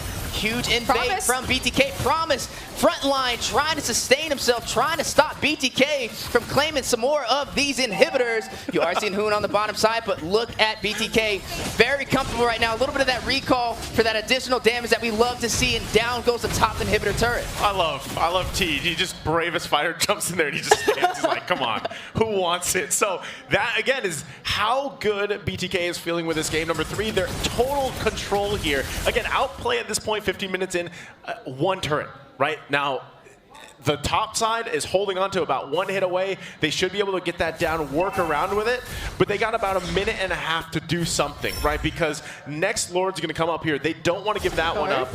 And conceals are going to be used. They're just trying to scout around the map. This is what I was talking about advantage-wise. Now, let's take a quick look at the items here, Eunice. And we are looking at that 15-minute power spike. So we're kind of in that mid to late game, but this could go towards that late game. But we already see a lot of immortalities being picked up by the side of BTK. Zane, one of that tank jungle needs to go ahead and be able to front for a lot. ISO also picking up the immortality. So we're going to see a lot of those long sustained fights. And my question is, Weezy, can you breathe? Oh man, I'm trying, but they're making it very hard. But look, 15 minutes in, right? Officially getting to the late game. The respawn timers are getting higher and everything on the line, as you are going to be seeing this Lord spawn in 40 seconds. The question is, how can Outplay find their momentum? They're a team that's been dominating the whole 2023 spring season, but now taking some losses, right? BTK able to find their rhythm, and if they keep this up, it may put Outplay on the back end. This is the time, you know, they have to, this is exactly what OP has to do. Move around the map together, scout things out the best way you can. If that's at the sacrifice of your conceal, then that's what you have to do, because if someone goes down, if someone gets picked off, especially from Yato, it's tough, right? The fact that you try to contest that next Lord, you cannot lose a member at this point of the game, so they're forced to stick together. They got to secure the buffs that they can here for best player, and then allow themselves to actually contest that Lord. You can see that's exactly what they're going to be doing. Basically, his positioning is crucial here, and if he can get into a setup the way that he needs to be, if Shark can find it, that's going to be huge. So already BTK controlling this side of the map, ISO making his way down too. Still, everybody has the green lights ready to go, and also the spells. Already some items being picked up too. Lord's going to be half health here. BTK taking it slow. Doesn't even matter too much about this about the gold, you know. Usually in that early game stage, you want to harp on who is most fed, is able to get the most amount of creeps. But right now, we're already into that mid to late game, so gold doesn't even really matter. You just want to see what you can get out of this, and knowing that Outplay right now is in the back end. But T, huge play on the way. The battle in the Lord pit. Yato knock up. Yato rushing in. Shark is going to flicker away, but not the same story for best player. T is going to shut him down. The jungler does fall for Outplay. Retribution into the hands of Mlbb Nact to be able to secure this Lord. There you go. There was an attempt, but there was a forced initiation from BTK. They knew exactly what they had to do. Joybaj is massive this game, has not died, 12 assists for him.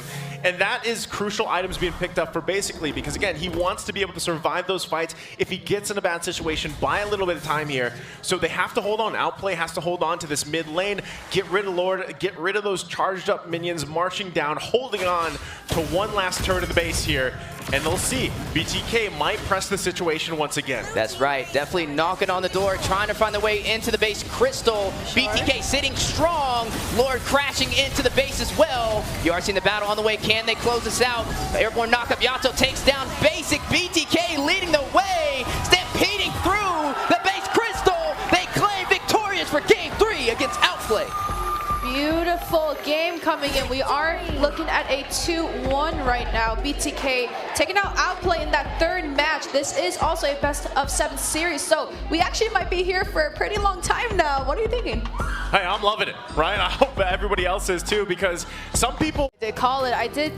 the Kadita and the Farsa matchup, I just feel like is the most neck-to-neck you can go, because with the rough waves, you know, being able to dive, and Yato played this Kadita last game. Now, obviously, Outplay didn't have the best response to this Kadita. The rough waves really did disposition a lot of people. Now, the only issue is now Joybosh with the Fatal Links and Yato coming with the rough waves is going to be a very, very cancerous combo. But I'm still looking at the draft. Okay, now it is settled. Best person to go ahead and go for that tanky route now. It's going to be this Martis. So we have 2 tanky jungles, but I feel like it's kind of more like physical versus mage right now, right? Outplay has 4 physical with 1 mage, but BTK has 4 magic with 1 physical, so I kind of want to see who wins. And that's the thing, right? Looking at the lineup for BTK, it's very early game centric. Yeah. Like the damage is loaded early game. Especially, this is to be said, anytime you have Kadita. Late game also could be good if they get to where they need to be. That's up to Outplay though, right? And that's why if you look at this lineup, it's very durable. Yeah, there's some burst damage. You got the, you got Hoon on the far side here, and you need time for the carry to really come online. But you're durable. You can also withstand quite a bit of CC. You have the Martis locked in here. Yeah, you have Arlott to help you out. And that's one of the things about Arlott too. And I know you guys also opt for some different Arlott playstyle. It really depends on the team. But one of the highlights of him is that he can switch out emblems pretty well depending on the playstyle. That's right. And ladies and gentlemen, as we jump to game 4, can Outplay even out the odds and secure this series? Or are we going to see BTK secure match point? And I want to go back to what Nice you said, right? Arlott being able to kind of flex that emblem and be able to either go towards that little bit of that high damage or maybe the tank emblems, right? Go for more that sustain, just like you said. But it's all up to Outplay. You need to scale, but we already see that Promise is actually going to go ahead and run in with the tank emblem. So we are looking for more of the sustain and letting basic coming with his carry, the speed of light wheels, be able to do a lot of chip damage, while Promise coming to is going to be able to tank a lot. And this is the thing, as I said, there's the 2 Purifies as well. Right. You kind of need that to counterplay Joybotch. He's on fire right now. He's feeling confident. I'm not sure if that, the halftime kind of cooled him off or not, but we'll see if it works. Shark, once again, trying to replicate that performance he had already. ISO, though. That's right. A similar story from game 1. Can he secure these iron hooks from 300 meters away? Definitely something BTK has to watch out for. And we already see, he kind of did a little peekaboo, said hello, a little bit of trick-or-treating down there, but best player already trying to get T. Yeah, Rusherson is going to use the Retribution, showing their early aggression so far, but I got to keep your eyes on Hoon as well. He's rocking the Purify, but he's going to go up against a lot of CC, so definitely an upscale battle. Yeah, kind of like that's what you're expecting. One of these teams has the tools that you need to get an early first blood, get the momentum going like we've been seeing so far throughout the series. But, biggest thing actually for Outplay is kind of to drag things out. Avoid Yato this time. Avoid the Kadita. Don't let him get that snowball going like he did in the previous game, and just kind of contest these objectives the best way you can. I think that's why best player picked this, but they have something in mind. Huge play. Speaking of objectives, best player may have found himself in a tricky situation. Joybotch secures first blood. A huge start for BTK. And that is not a huge start for Outplay, right? I do see the rotations coming in for Outplay. They really want to take T under farm as much as they can. The electrifying beats is a little bit too much. The record player might be broken over there, but we do see Turtle being picked up by Zane. Another airstrike going down. Zane with the Retribution just in time, able to secure it, and the Ocean's Oddity, Yato on his way out. So there you go, already starting off, right? That's the first objective of the game, pretty much being locked in by BTK. Bottom side Shark, though, 1 hit away, able to get out just fine. But still, where do you put the focus on here for either team? Right now, BTK looks to be putting pressure on basic. Yeah, but for the side of Outplay, they're trying to put pressure on T. Now, usually when you give up these trades, you have to be confident, right? They willingly gave up Joy, and they willingly gave up Arlott. So they are looking for that very aggressive EXP lane, sustained team fight. But I also want to harp on Hoon, actually. He did run in the Purify, right? But he has to decide, right? Is it going to be for the Atlas or is it going to be for the Kadita? He has to really be careful. But Zane is going to get hit with the Retribution. Shark needs to get out of there. Iron Hook for the pull in and the stun. The mortar coils as well. Yato takes down Shark. Ocean's Oddity down the way out, and a lot of sustainability. The stun for the Petrify. The Fatal Links for the set. Wow. Mortar coils for best player. Decimation goes down. Takes out Yato. Can he get a full linebacker, the jungler for Outplay? Now look at the bot side though. ISO and Basic is going at it back and forth. And look at the top side as well. It's actually pretty sustained. And we're going to see a lot of battle, I feel like, between T and Promise, knowing that T's going to go for that Joy, but he does need time to scale, so he went for that Magic Shop to get those items a little bit more quicker than other mages you see, but Hoon, Hook. Beautiful combination of synergy between Shark and Hoon, the Iron Hook, and Hoon with the damage. If Basic was there like a second earlier, oh, yeah, that might have been, that might have converted to a kill there. So, timing, but T off Cranma, gonna fall, and it looks like it was towards the top side. I think he was cutting. But, either way, that's another kill going to the hands for Outplay.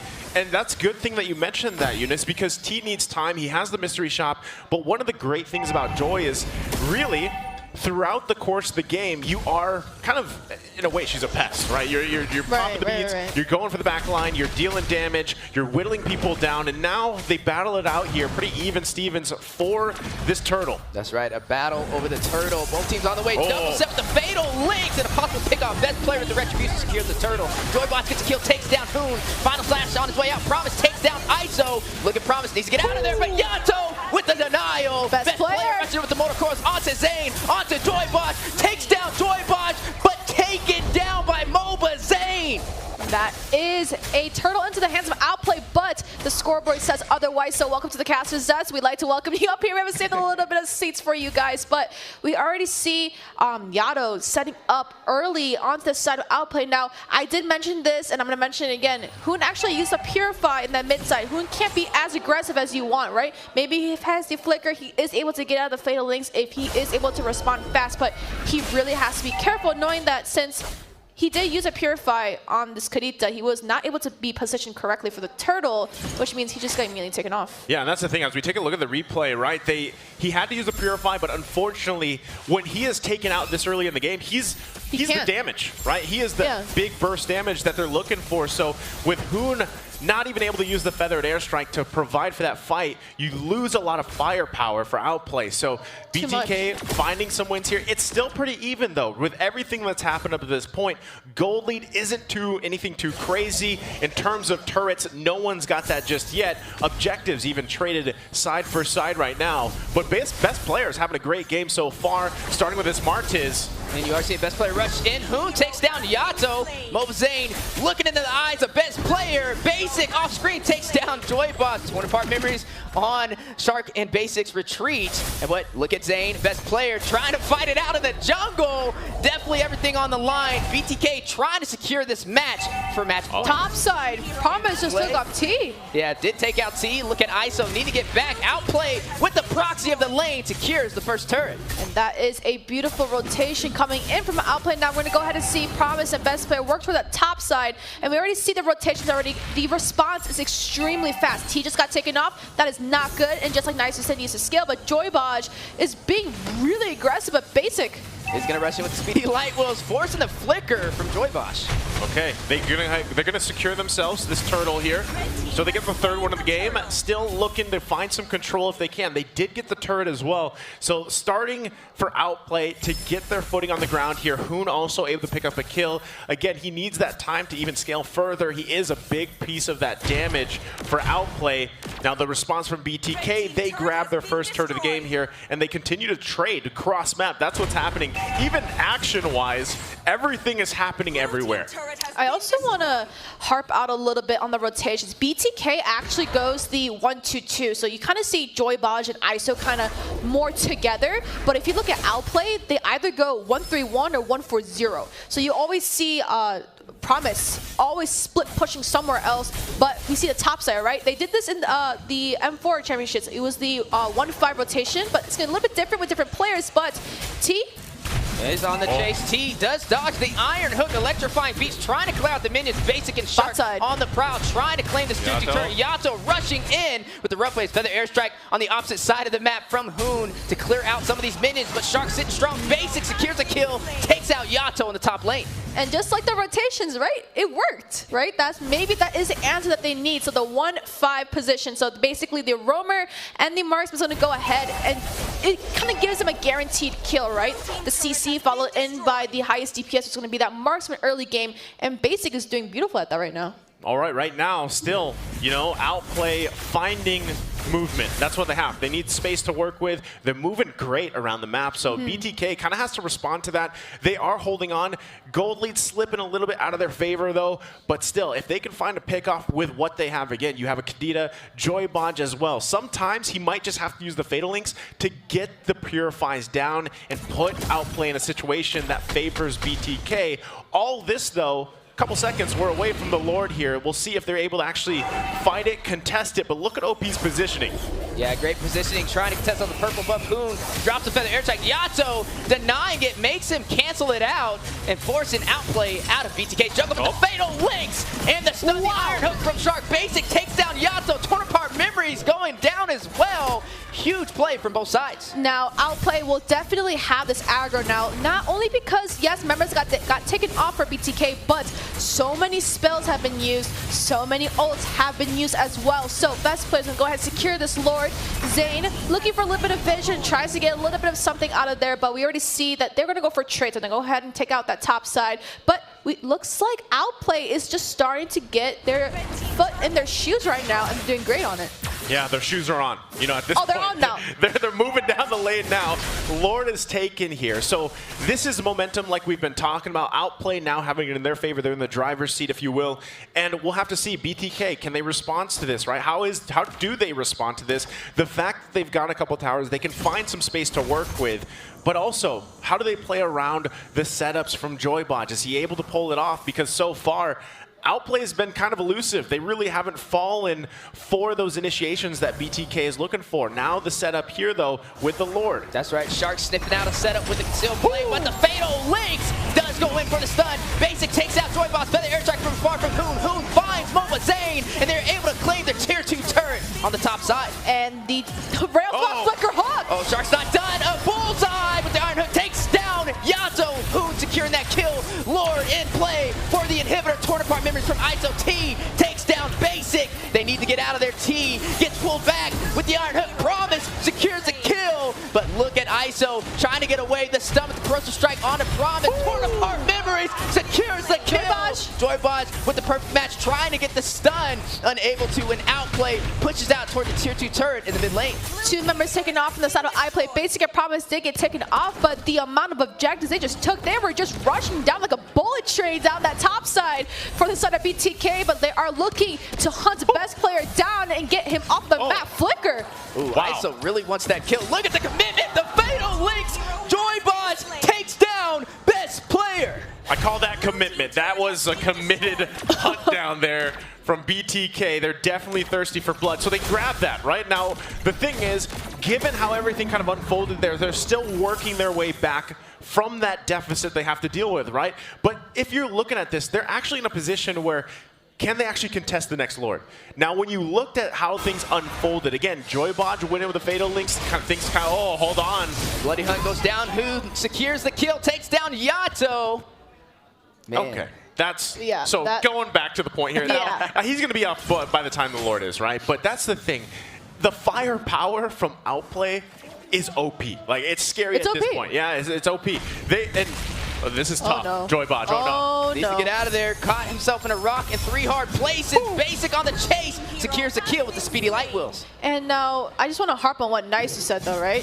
The Lord is up. Now, the commitment is beautiful. I love it. BTK does want to take best player out of Outplay for these Lord fights, because, you know, it is a retry battle that this is what everybody's been waiting for, right? Best player versus Zane. Who is the better retry? Who is the better jungler, right? But committing all of that much, and now, for the sake of Joybaj, just got taken off. Now this is a 5-man setup for Outplay, and now Yato, ISO, and Zane is looking for a response. But bot side. Bloody Hunt goes down for the suppression. Hoon secures the kill, takes down T. Unstoppable, a good foothold for the Lord pit for the side of Outplay. But Petrify goes in. Yato tries to find a kill. Basic shuts him down with the swiftness, forcing Joybaj and Mlbb Zane to think twice about pushing into this Lord pit. All right, they might just go ahead and secure themselves this Lord. It looks like BTK is going to call it off. They just want to go in the defense here. And it looks like Outplay has had an answer for Yato, right? He really hasn't been able to use this Kadita the way he has in the previous game. And so now with their backs against the wall, BTK's got to defend once again.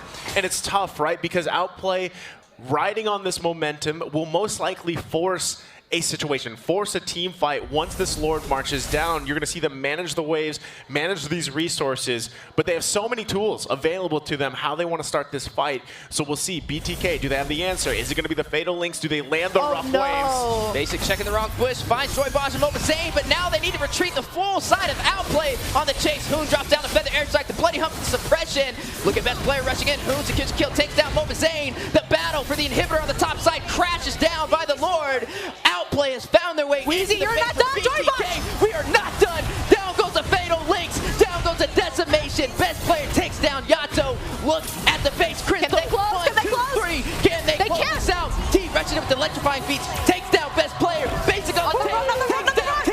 Joybosh runs it in ISO. Finds Basic. Here we go. Promise fighting ISO as well. Joybosh. And Joybosh falling to the Dauntless Strike. And that is a huge play. A full wipeout for BTK. Ladies and gentlemen, Outplay has done it. They have evened out the odds 2-2 against BTK. They seriously put on their shoes, tied their laces, and made it a wraps in the book. Now we are looking at 2-2. Score is the same. Now, everybody was kind of wondering, we were even wondering about the score being 2-1, but now it is tied. So I think I can kind of breathe a little bit, right? We are looking at one of those long games, but that was such an intense match. And oh my goodness, I'm like out of my seat right now. Like what just happened right there? Yeah, a lot on the line. Into that late game. You make it to the late game with Esmeralda and you being successful, she's going to be an unstoppable force. You start getting caught in the early game, you start making mistakes. I feel like it's going to, we've talked about, we've been stressing it. XP lane right now is the focus of a lot of these games. Hey man, I'll take it. You know, back seasons a while ago, XP lane was not very exciting. You know, it was like you had Uranus and Esmeralda. That was usually it. that was That was it. that was the matchup. So I love where it is now. You have room for flexibility. You have room for flashiness. He's playing this Franco like crazy. All right, everybody. If you're in the stadium around the world, let's get it together. This is BTK up against OP in a best of 7. It's 2-2 right now. Who's going to take the next game? Yeah, we were talking about the first game setting the tone. Now we have 2-2. So the next one, they are looking for that momentum. They want this game to kind of bring it in to try to give this into a close. Okay, and as we get situated here, right, both teams going to kind of set up exactly how they want to go through this rotation. Nothing out of the ordinary just yet, but one of the biggest things is, I was going to say, Shark, right? He's going to try to delay as much as possible, and this is what we were talking about even before game 1. How much pressure can you put in the jungle, and how much can you get away with, right? That's something you want to keep an eye on. Oh, Yato. Ooh, there's a little pressure right there. Shadow Stampede comes in. Shark taking a little bit of damage, throws the hook out. BTK will be able to get away, but keep her eyes on best player here. He's going to keep vision, but nothing too major. Yeah, what I do like is how they're moving together there. ISO actually coming back. This is kind of shades different from the earlier game. I was a little worried about having Joybosh on Kaja again, but he is now, I feel like the synergy is up there with BTK now as they move around the map. This is like Joybosh saying, you know what, I have made up for that game 1, and I'm here to do better on this hero. And I think he's, you know, he's hot right now. He's doing it. We'll see if he's actually able to turn this game into their favor, unlike in game 1. Right now, a lot of just back and forth. Still, both teams looking for that first blood. Comes Yato, almost getting the pullback. And right now, I will say this. Yato and Joybosh are definitely controlling the mid lane a lot better than they have in the past. Outplay not able to be as aggressive as they normally are in game 5. You know, the one thing I do want to see, like in first game, we did see a couple of failed ganks. And I think that's what's going to set the tone for this game is how well BTK can kind of go to those side lanes and force the pressure and maybe force the kill. Right now, both teams just kind of setting up. First turtle of the game is going to be here. Both teams not committing just yet. Ooh, falling Star Moon. Promise, we doubted the Esmeralda, but look at that damage onto Zane. This is going to give Outplay a very nice position over this first objective. Promise should be able to get away from this, and at this point, BTK gives up that first turtle. Yeah, and we were just talking about this Esmeralda, especially in the early game. They go ahead, it gives them the opportunity to secure that turtle, but Esmeralda actually having the way. Oh! Bad Bloody Hun. ISO taking a lot of damage, and Basic picks up just a kill. A good kill to go into his pocket at the start of this game. Yeah, and great there. You can see Joybuzz there in the back and go ahead and try to put some, I guess, hopefully help out here, but he still has 3 members of OP up at the top. Like we were saying, the early game from Esmeralda is going to be so important here. Promise doing such a great job. Well, right now, XP lane-wise, it's kind of just this stalemate, right? You can kind of expect them to really show just how useful these heroes alone are later on towards, let's say, mid to late game, how they play around that. Right now, they're just going to be cutting waves and dealing with that. Now, as things kind of line up here, we're still a minute away from that turtle. They're going to put pressure, trying to get any resource, trying to get any ultimate out if they can. But really, for OP, it's in the hands of Shark. Can he land the hooks he needs? And even Hoon, you see him, he took the Divine Judgment. That's something they can play around with too. If he decides to go ahead and use that flicker combination with the Divine Judgment and get a pick off from BTK, that's great because now they have 2 options to work with, right? So Outplay has to be conscious of that along with BTK, working around any counterplay possible for them. Again, you also have to take note that the Faramis being locked in here, can you utilize that Cult Altar better, right? Better in this situation. Ooh, Joybuzz getting dangerously. Oh! Another hook. This is bad. And comes the Cult Altar, though. Yato able to save the day. Shark. But wait, the rest of OP's here. You walk right into him, and down you go. Another kill into best player's pocket. This is the last thing you want. Yato trying to get away. Shadow Stampede does not work, but ISO now. Oh, that's a big jump. He lands. Out comes a Blazing Duet. Best player taking a little bit of damage, but ISO has to flicker back to get away. OP closing on this tower. What a great play, outplay there by ISO to go ahead and use that BMI to get back into the tower. Almost kind of like a little trick there. Most definitely, but wait, they're trying to lock on a promise here, but this Esmeralda is fast. The taunt, the stop, back up at the top side though. Basic, Joybuzz up against each other. ISO no. just trying to get away, but the tower goes down. That's freedom. We're in. We breaking through, and down goes Joybuzz. ISO might just be next. He has the BMI. He goes under the tower. He's taking the shots. I'm going down, but you're not getting the kill. But wait, Yato finds Shark up on the top side. Mobazane up against best player. Yato here to help out as well. Best player in a bad spot. Low, down to about 10%. Can they get the finish? He closes in and he gets away. BTK unable to get the kill. Just so much pressure being exerted by OP. You have the top being pushed there, and then best player going ahead and putting the damage onto the turtle there. They are coming from all different angles, and BTK have to be able to catch their breath. This is something they have to do, right? Because now, taking a look at the gold lead, it's obviously in favor for Outplay. The way that they're playing against BTK is what's doing that. It's building that snowball even further. Again, when you talked about the XP lane, Promise is 0-0-0. And at this time, so is T. They haven't really had much impact other than in their own lanes, in their own world. But as we get closer to, let's say, even the Lord, Best player gonna get caught up, pulled in, but he's still able to get away. He's slippery right now, and ISO hooked, taken out. Basic picking up another kill. The taunt comes in. Best player in a little bit of trouble. Mozane doesn't care. Hoon pops the Cult Altar in the nick of time, and BTK still unable to secure anything here. Promise dives in the back line, but right now he's just harassing. Yeah, just a little bit of mistiming there from Yato, not able to pull out the Cult Altar to go ahead and save ISO there. Again, the thing you gotta note here is ISO's having a tough game, right? When you lock in the Claude, you're doing that again to fight the pretty much stolen Cult Altar, but you really want to just be able to farm up, get those 2-3 items that you need, and now they're going to lose it here. Jumps over the wall with the Falling Star Moon. Zane in a bad spot. Speed the Light Wheel melts him down. Best player, though, finds a kill. Yato gets pulled in, taken out. That's a double for best player. Tower is going to fall next. Bloodthirsty Kings trying to make some plays on the opposite sides of the map, but will it be enough? They do have a little bit of an answer up at the top, but man, and we were talking about Franco actually being a part. Shark hasn't really landed too many great hooks, but still such a dominating and forceful push by Outplay. Uh-oh, Joybuzz gonna get caught off once again, and Joybuzz, we saw it in game 1 when he's on the Kaja. I just don't think it's the pick for him. He likes to make those sets, he likes to make those plays, but right now, he's 0-2 once again. Well, that's the thing, right? You have the Kaja locked in, but also this needs to be up. Here we go again. Right into it. You don't need a hook when you got that, but wait, he's pulled back onto the tower. Cult Altar from both teams. This is a sustainable battle. kill, and T is gonna last it out. He gets a stun. Hoon able to flicker though. Basic holding around the distance. BTK with the conceal, gonna back off, but watch best player here hiding down the bush. He wants to try to make a play happen. Gonna get pulled in. ISO, Yato are onto him, but BTK gonna keep things slow because they're still behind. I do like that BTK didn't just go like a forceful to try to go ahead and push onto them. They got an advantage. They didn't like what it was, so they kind of backed off just a bit there. Still patient. They are still in this game. Well, that's the thing. Going back to the point here, BTK is lacking damage. Now, it's great to have Faramis here, but in terms of damage, he doesn't. It's not matched to the Valentino, right? He is going to get out damage. You do have that Colt Alter, but really, oh no.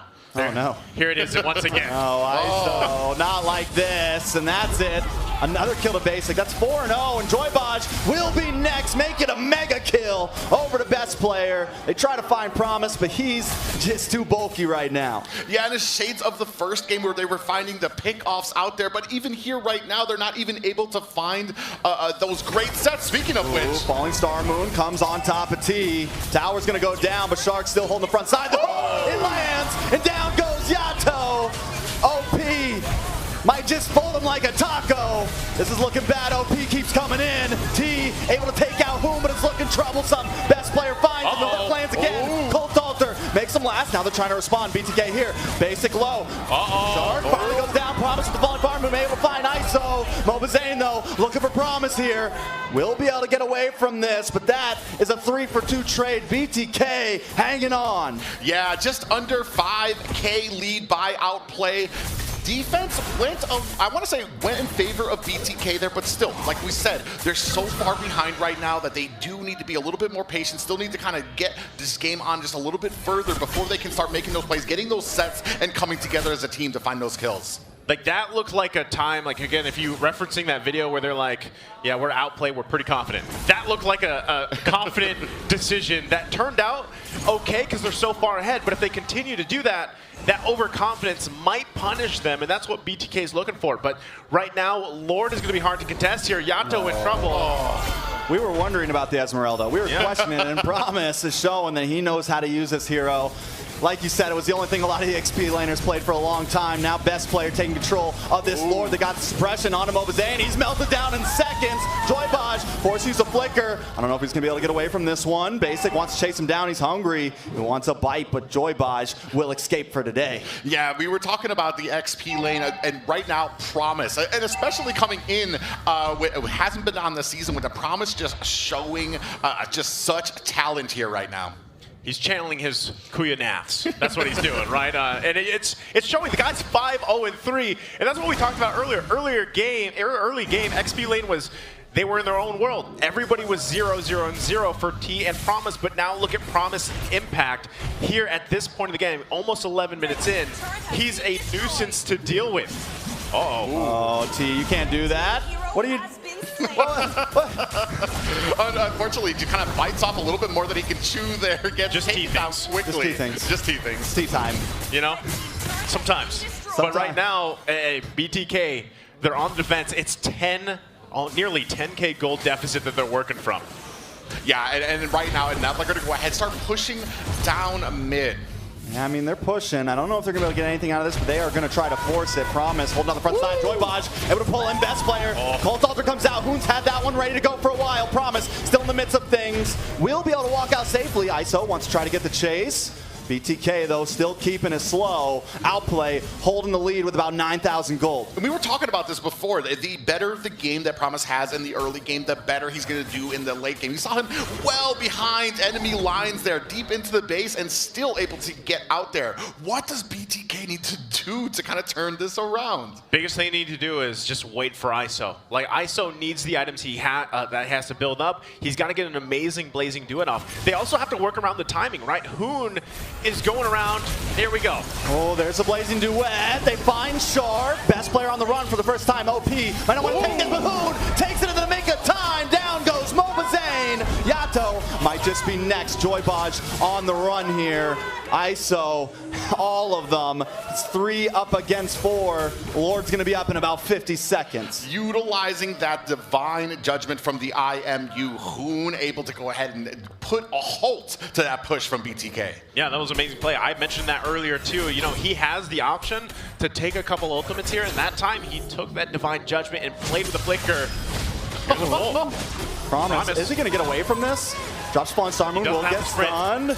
Is he gonna get away? No, he's taken out. But wait, OP's here to revenge their fallen brother. They made a promise and they're gonna keep it. ISO goes down. Joybaj will be next. Basic able to pick up the kill, and while all this is happening, Hoon's up at that top inhibitor, melting it down. That's 1 down, 2 more to go, and a crystal. Yeah, and they're starting to push in now. We have minions at the mid. Right now, they are just a force. Hoon up at the top, flanking here. Only 3 members left for BTK. Yato down about half health. OP trying to maybe finish this right now. BTK on the brink of destruction on game 5. This could be it. No, Basic able to take out Yato, but wait, lots of stuns, lots of damage. Shark, immortality pops. Joybaj still able to defend with his team. OP gotta go back for this Lord, clean things up later. Look good. It looked like they might take it to match point, but BTK holds on a little bit longer. Question is, can they actually contest this Lord? Do they just give it up? What is that best plan for them here, Private? Yeah, just right now, it's already over 10K. There's not really much strategically that you're looking to contest here. They're even able to split push here. You can see T in trouble. Should be able to get away from this one. Maybe not. The Promise catches him under the tower. Promise gonna take that one. Yeah, Mlbb trying to come for an answer, but already too late. You're saying he should be able to come right now. Promise is just a maniac.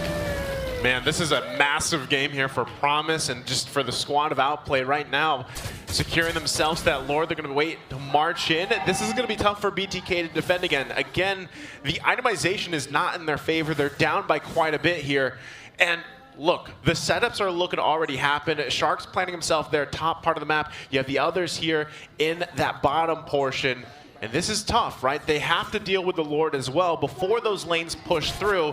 Here comes the defense. Let's see if BTK can do it. All right, conceal play comes out. ISO with the Blaze Duet just trying to melt down the Lord. That is the goal. We don't care about them. But wait, Hoon instantly annihilated. Promise, force to back off. ISO still up. Best player pretty low. Down comes the falling Star Moon onto 3 members. Best player able to pick up the monster kill onto ISO. Yato, Joybaj down to about 50%, and OP have closed the distance. They're on the tower. BTK trying to defend. The pullback. The Shadow Stampede, and down goes best player. Immortality pops. He needs to try to get out. Another wave of minions still coming. T with the bravest fighter. Finds Shark. Best player on the run. Promise now on a T. Will get stunned. Joybaj able to find it, but the immortality still up. Best player down to the top side, and Promise needs to get out of town quick.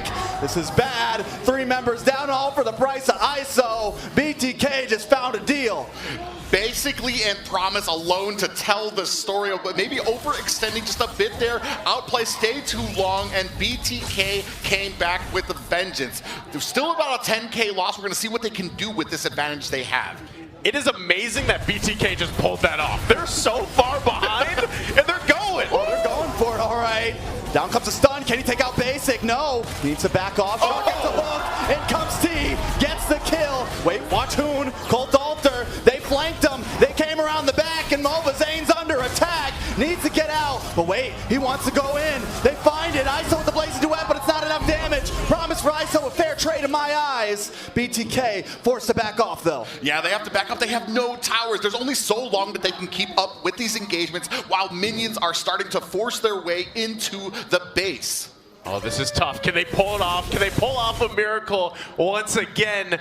And they're down 2 members. They got to buy time here. They got to clear the waves the best they can. That's not how you clear waves. Zane gonna get pulled back in. Basic focusing on the base, but still no minions. Another wave is coming. Joybaj down to about half health. They're gonna lock in. They're trying to finish, but wait, T's still here, able to get a kill. Yato goes down. Joybaj trying to pull Basic away. Basic, 1 hit, 2 hit. He's down. They're still defending. BTK doesn't want to go out today.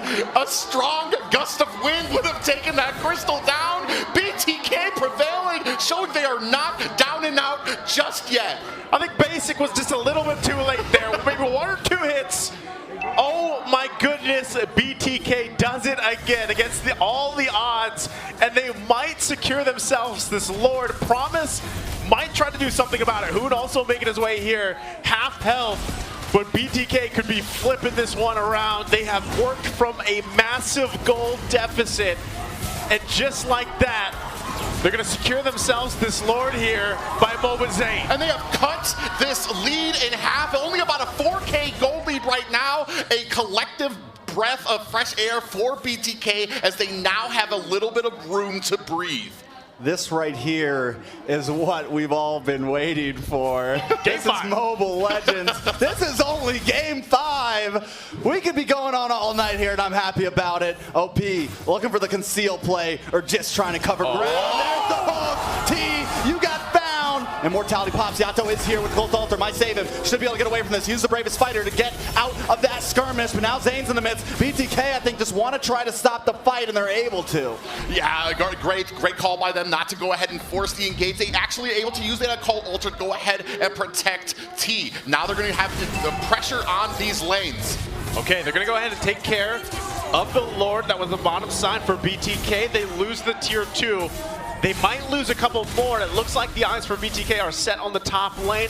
They're trying to get as much space to work with as they can. Again, the majority of the game, they've been playing in their base. And now they've got this. Oh, yeah. That's bad. Down goes Promise, able to get the pick off.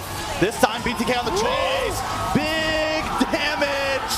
Best player. Immortality pops. That won't save you today. Who's going to be next? The Appraisal Wrath drops, and heads are on the floor. Outplay on the run. It's 2 up against 5. Lord up in 90 seconds. The gold's been even, and once again, we're at a stalemate. Yeah, BTK have turned this around. They have tied up the gold right now, 27-16, but that doesn't matter at this point in the game. 19 minutes to go, and you can see the lead. You can see the saliva coming going from again. T into the backside. He will get suppressed down, but they don't care. Taunt, stunned, taken out. Shark will survive.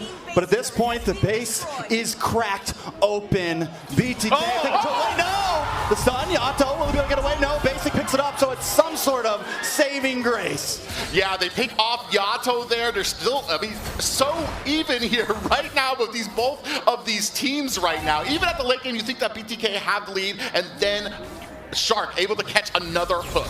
Just want to remind you guys, BTK was down 10K at one point. Now they're a little bit ahead, right? They've made things work in their favor. But you're seeing it. Now at this point, with this type of gold, it's just juggling items, trying to get that advantage, whether it's with that Winter Tranche, whether it's with the Immortality. We're just about half a minute away, or 20 seconds away from that Lord spawning here. Both teams want to duke this out. Now the only downside for BTK is their base is exposed, right? That's the advantage that they have. You can also see Promise picking up an Immortality here. That's going to really play a part. Now, Shark, if he gets a pick off here and they can get a follow-up, that might turn the tide for this fight. Lord now spawning on the top side of the map, everybody getting in position, and this is where placement is very crucial and how both roams decide to play around with the conceal. Yeah, and that, just as you mentioned there, especially having Shark on this Franco, you can't relax. Even being in that bush, T is exposed. You're just waiting for a hook. Concealed play.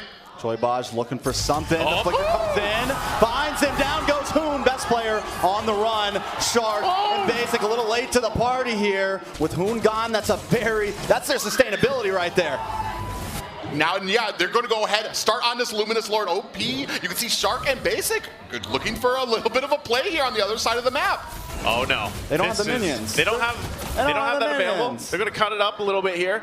Lord, though, still being juggled around.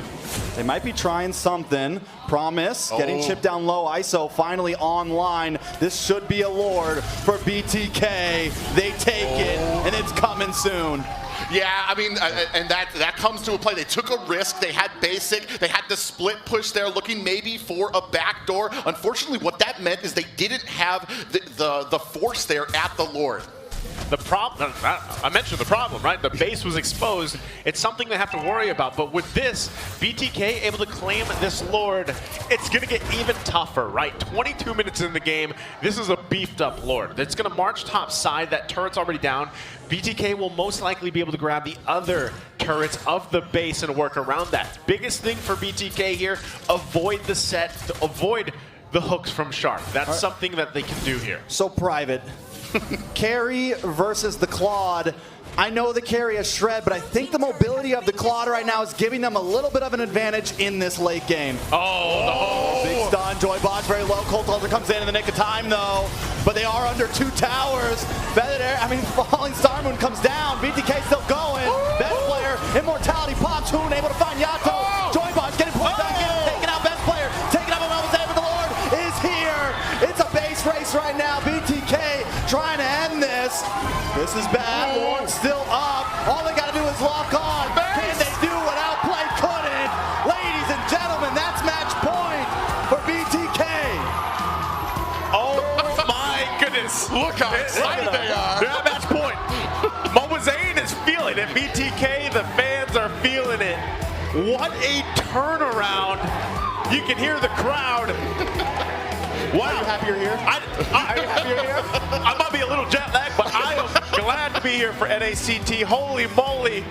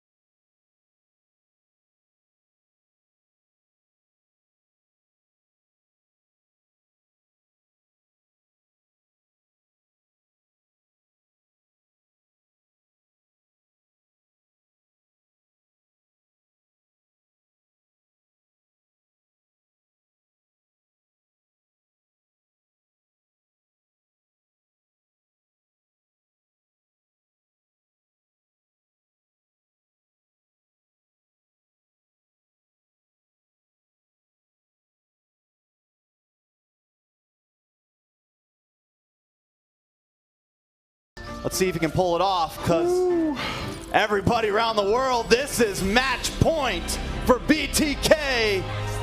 North American Challengers Tournament. Ain't never seen something like this. Can OP defy them here, or will BTK take the trophy? Again, as things set up here, both junglers getting us situated. OP wants to allow the best rotation possible for best player. They gotta let that happen. Joy Bodge gonna actually be quite aggressive, kind of expecting this from this Cho pick and how he's able to utilize that. And at the same time, once again, T will want to find those final slash setups. Again, they have a cold altar workaround. There's so much here actually for BTK to use, to utilize, whether it's the Way of the Dragon or the other ultimates available. Outplay literally has to live up to the name. They've got to outplay those situations. Yeah, and that's what I feel like too. They definitely have a lot of boxes they need to check to be successful here. They need to be on a point, especially with Bodge on the show. He's going to be able to kind of wiggle his way in and out of some of these situations. Take a look at Shark.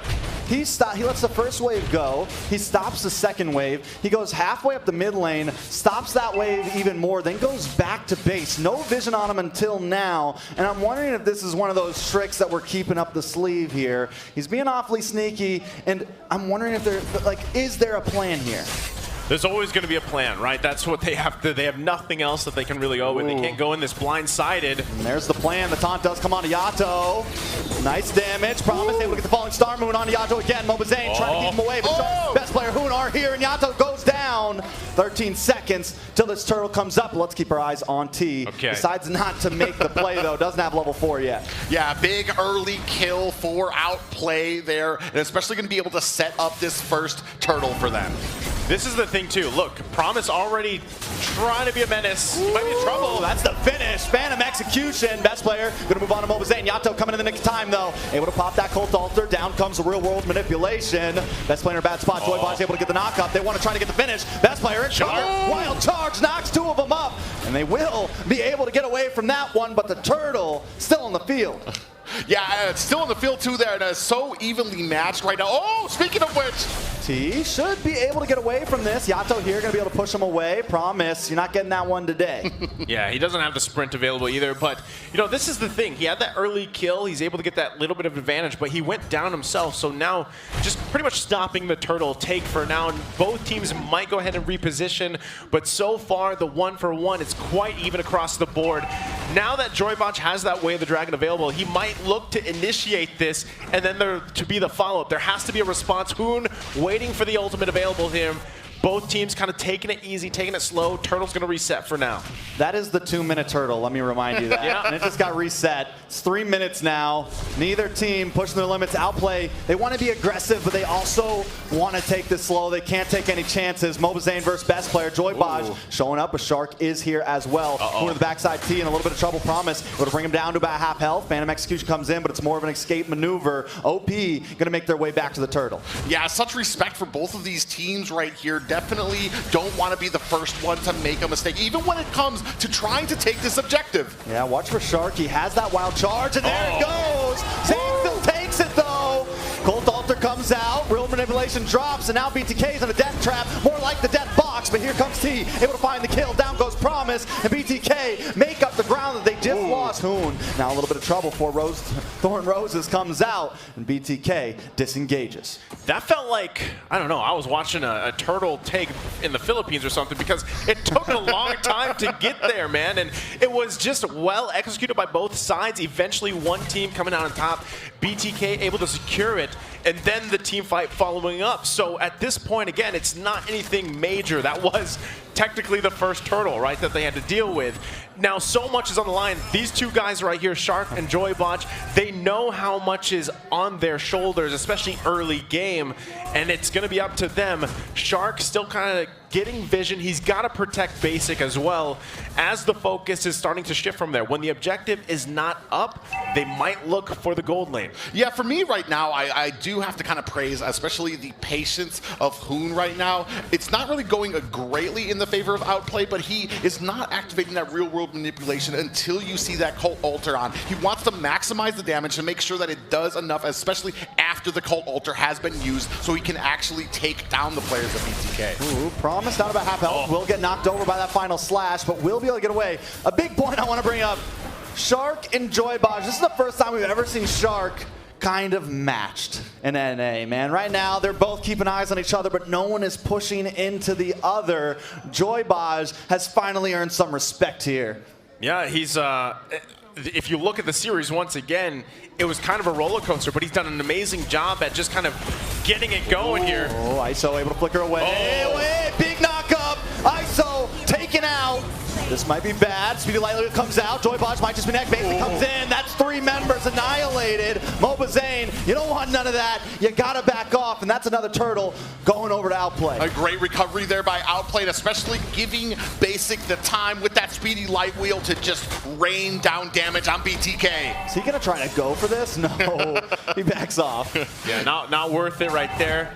You know, Shark providing the vision, and like you said, it's Shark Joybotch. They are the setters for a lot of this momentum building here. So now Outplay securing that. They are continuing to get that gold advantage going for them as well. And this is where BTK has to decide. Do we push the gas? Do we slow things down a little bit? Do we recollect ourselves? Because at the same time, if you look at the lineup they have, they need time for ISO, right? That's usually the case for the lineups that BTK goes with.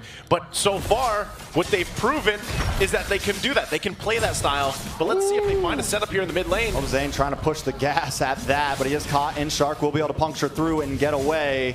Private, how you feeling about this? I mean, they're right now still so even. We do have a tower there for Outplay. And he was, as he was saying there, we do need time for BTK here. It's kind of shades of the last game. We have, as we're going. Okay. Oh, wait a second. Final slash does come in. Wild charge gets a knock up.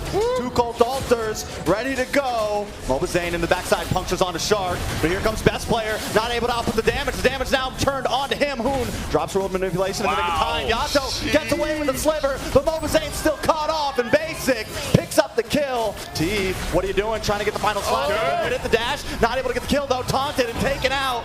That's a killing spree for best player 1. And this is what we had seen in the last game too. T maybe getting just a little overzealous when it comes to some of these, especially when the fight is lost. You've lost some players. You just need to learn to be able to back up and kind of lick your wounds and come back to fight another day. Yeah, that's the best thing that you could do here. Now, again, things building up for Outplay.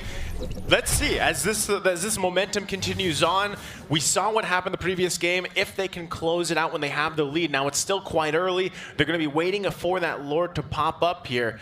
BTK still in a good position to actually contest things. It really just decided on how they choose their fights, how they approach this, right? Both teams, the fact that they're holding on to the tier 1 turrets, they can work around that, so they have to find a way to get an advantage here. That might be the advantage. If they can take out Promise, it could be very helpful in their fight, but Promise doesn't want to go down. Finally get it. They collect it, but wait, it's a trade. T gonna get caught in the road manipulation and taken out. EXP for EXP. Mlbb now working down, getting some chip damage onto himself. Caught on the wall, able to puncture through to get away, but he doesn't want to give up this Lord just yet. Can they find a position or a way in? Best player working, chipping down on it. BTK are going to have to give that one up. Yeah, and that's unfortunate for BTK. I mean, it isn't a Luminous Lord there, so they do have the patience for it. They are going to have a non-Luminous Lord coming up there through the top. So they're not down and out of it yet. It's only about a 2K gold lead for Outplay here. Yeah, again, they can deal with this Lord pretty easily, right? It's just the first one of the game. Go ahead and take that out. But they are going to lose some space to work with. That's why Outplay trying to put some pressure here, tier 1. Let's see if they can hold on. T trying to get the re-engage. Mlbb punctures in the backside. Thorn Roses comes out, gets some nice chip damage, but Outplay will have to back off. Lord still coming down the top. Yeah, we were talking about that late game that we're looking for BTK. They do seem to have like rough times in the early game to kind of get their feet underneath them to a point where they're not making some of these mistakes, not getting caught out there and have the synergy that they need. Right now, I feel like they're being forced into some of these cold altars while Hoon is waiting. Oh, wild charge. Joybaj does get away though. Mlbb just trying to clear out those waves. Lord down. They take some hits though. It's a lot of towers gone and the map is looking very red right now. Yeah, it's tough to deal with. Promise is doing an amazing job at just kind of planting himself in a lane, putting pressure there, forcing T to respond. So when a lot of the times when you have an Arla and you're not able to utilize the final slash for those team fights, it takes out the huge value of that hero. So now, mid lane onslaught here. Yeah, the tower will fall. Basic on this carry can be a problem. They did find the answer last time. Joybaj into the backside, gets a big knock. Bahoon drops down that road manipulation. Shark comes in with a wild charge to try to finish things up. Shark goes down. T able to find the kill, but 3 members of BTK are off the map. BTK still fighting back though. Yato back here. Mlbb as well, puncturing through, looking for the back line. Able to get a little bit of damage on the best player and Promise. Basic gets the final hit, and that's an unstoppable kill. T brings him under the base though and finds him. He's picking up the pieces. He's looking for the finish. I don't know what the final trade was on that one, but Outplay still holding the lead. Yeah, looking at about a 4K gold lead for Outplay here. They're not making this, or at least they've kind of learned from the last game here. They really do want to kind of maximize this early game to kind of shut it down. Man, Hoon has not died yet. He's 1-0-10. He's been having a great kind of defensive game on this eve, and I think that's exactly why they opted for it. Again, in the draft, we were wondering, why not the Valentina? That's usually what we see against the Faramis, but this time, this has been paying dividends for Outplay, the way that they're setting up objectively, and even in team fights, able to even help peel for basic at times. So that is something that BTK has to figure out. How do we get to Hoon? He is kind of wrecking us with that real-world manipulation. So now, especially in these situations where they've got that advantage, the space is there for them, they're looking to set up. They're looking to poke down, whittle down BTK to the point where we don't even want to get in the zone. You know, meanwhile, it's just been T and Promise going head-to-head in whatever lane Promise decides to be in. Yeah, and we were talking about it earlier, how he's being so patient and Outplay forcing out these cold altars early, and that allows Hoon to get into that late part of these team fights to kind of lay down that damage. Right here, Lord down about 20%, but keep our eyes on Joybaj. ISO as well, but Shark finds him out, gets wild charge. Hoon also hiding out in the bush. ISO goes down, Joybaj might just be next. Wait, watch Zane. It's 1 against 4. Best player still takes it, and now Zane on the run here. He's gonna try to buy a little bit of time here. Let's see how these moves work on his Lancelot. He's gonna puncture through, looking for another one, runs into the wall, and that's gonna be it. Best player picks up the kill. That's tough. Yeah, 2 down for BTK here, and a push coming straight down the middle. Looking like we could have a game 7 here. Falling Star Moon comes down, T, in a little bit of trouble. The push comes in, brings them both under the tower. Basic still working on it. Shark able to take it out. Basic finds the first inhibitor. Joybaj trying to keep him away. Hoon drops that World Village. Wait, watch T. Looking for someone. Gets low, taken out, and that's a shutdown. Hoon finds another. ISO got under this tower. We got to clear that minion. Joybaj also here, maybe looking for the kick, looking for the knockup, not able to find it. They just need to protect the base. Another wave of minions come out, but the Lord is still coming. Yeah, Lord is still coming here, and they have 1 player down. I mean, what does BTK need to do to defend this? I don't know. They're going to look for it. Joybaj gets a kick. Will that be it? Best player taken out first. BTK trying to defend with all they can. We've seen them do it in worse situations. They take down the Lord, and they're hanging on once again. Surgical, right? That's what they're going to do with that Lord. They made it work. They got the 2 turrets in the base, and they continue on. BTK, though, it's almost looking like the previous game, right? I feel like this one's a little bit more tough because they need things to fall in place for them like they did. Is it possible? And we get a quick shot there. Don't put that on OP. Don't you put that on OP. Got a quick shot there. But that's the thing, right? They need to be able to replicate the situation that they had in the previous game, right? It's almost as big of a gold lead. They have a little bit of 1,000 gold to work on here. And now the question again is, how do we get to Hoon? Because you just look at the past couple minutes. Hoon setting up the real world manipulation. It's so hard for BTK to escape that amount of CC, amount of slows. And even if they get close enough to basically or Hoon, they still have the Purify. So the kind of you're playing math in your head, like how do we get there? You know, option A, option B, all the way to option C or D. And if it doesn't work out for you, then it's like, all right, we got to go and just defend in the base. Because when it comes to contesting these objectives, right now, OP is just in a better situation. Look at bottom side, though. Oh, nice kick, nice way of the dragon. Promise, may get caught off here. The sprint, able to find him. That's a good pick for the side of BTK. Yeah, and this is one of the shades of the last game. We were just talking about it. When it comes to the late game, Basic actually going ahead and try to chase down Mlbb. They're going to get cut off here. Oh. Bunch of recalls. Get out, Joybaj. Should be able to get away from. Wait, no. Maybe not. Stop. No, down goes Joybaj. Lord will be coming up right now. It's just a little bit of a safer game here by OP, not allowing BTK to kind of get their breath. They get just the smallest advantage, and still OP there to kind of choke it out of them. Okay, right now, this Lord could be a game-winning one. OP going to go ahead and start it up. They obviously have the advantage. Joybaj still a ways away, 10 seconds to get up here, but Mlbb has to put his presence here. So this really depends on if he's able to keep himself here or be pressed out. T and the rest of the team are going to have to help him with this. Lord already being worked on, half health. Big wild charge, keeping Yato at bay. T and Mlbb working around the back of this wall, looking for an angle. But BTK going to get pushed away right now. Okay, T still might be that front line. Joybaj could look for it too. They have to get in the zone here. Oh, and there it is. The zone has been found. Cold Altar comes out. They're trying to get some chip damage. T runs too low. Hoon saves it for the perfect time. Brings out the real manipulation. But wait, Mlbb finds Basic. Mlbb's immortality pops. Still up. Thorns out. Trying to get the puncture. Yato pulls best player away in the nick of time. And now Shark taking a lot of damage. ISO online once again. But Mlbb goes down to Hoon. Now the Lord could be in the hands of best player. It's back and forth. Punch for punch. Slug for slug. And minions are on the base. Joybaj forced to go back, and this should be a Lord over to the side of Outplay. Man, what a play there right now. BTK in the trenches. ISO still sticking around here.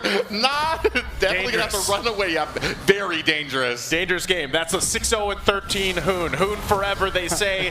He's doing it right here. And they're gonna go ahead and secure themselves this Lord. Joybaj might also have something in mind. BTK doesn't want to let this one go. ISO has the sniper ready.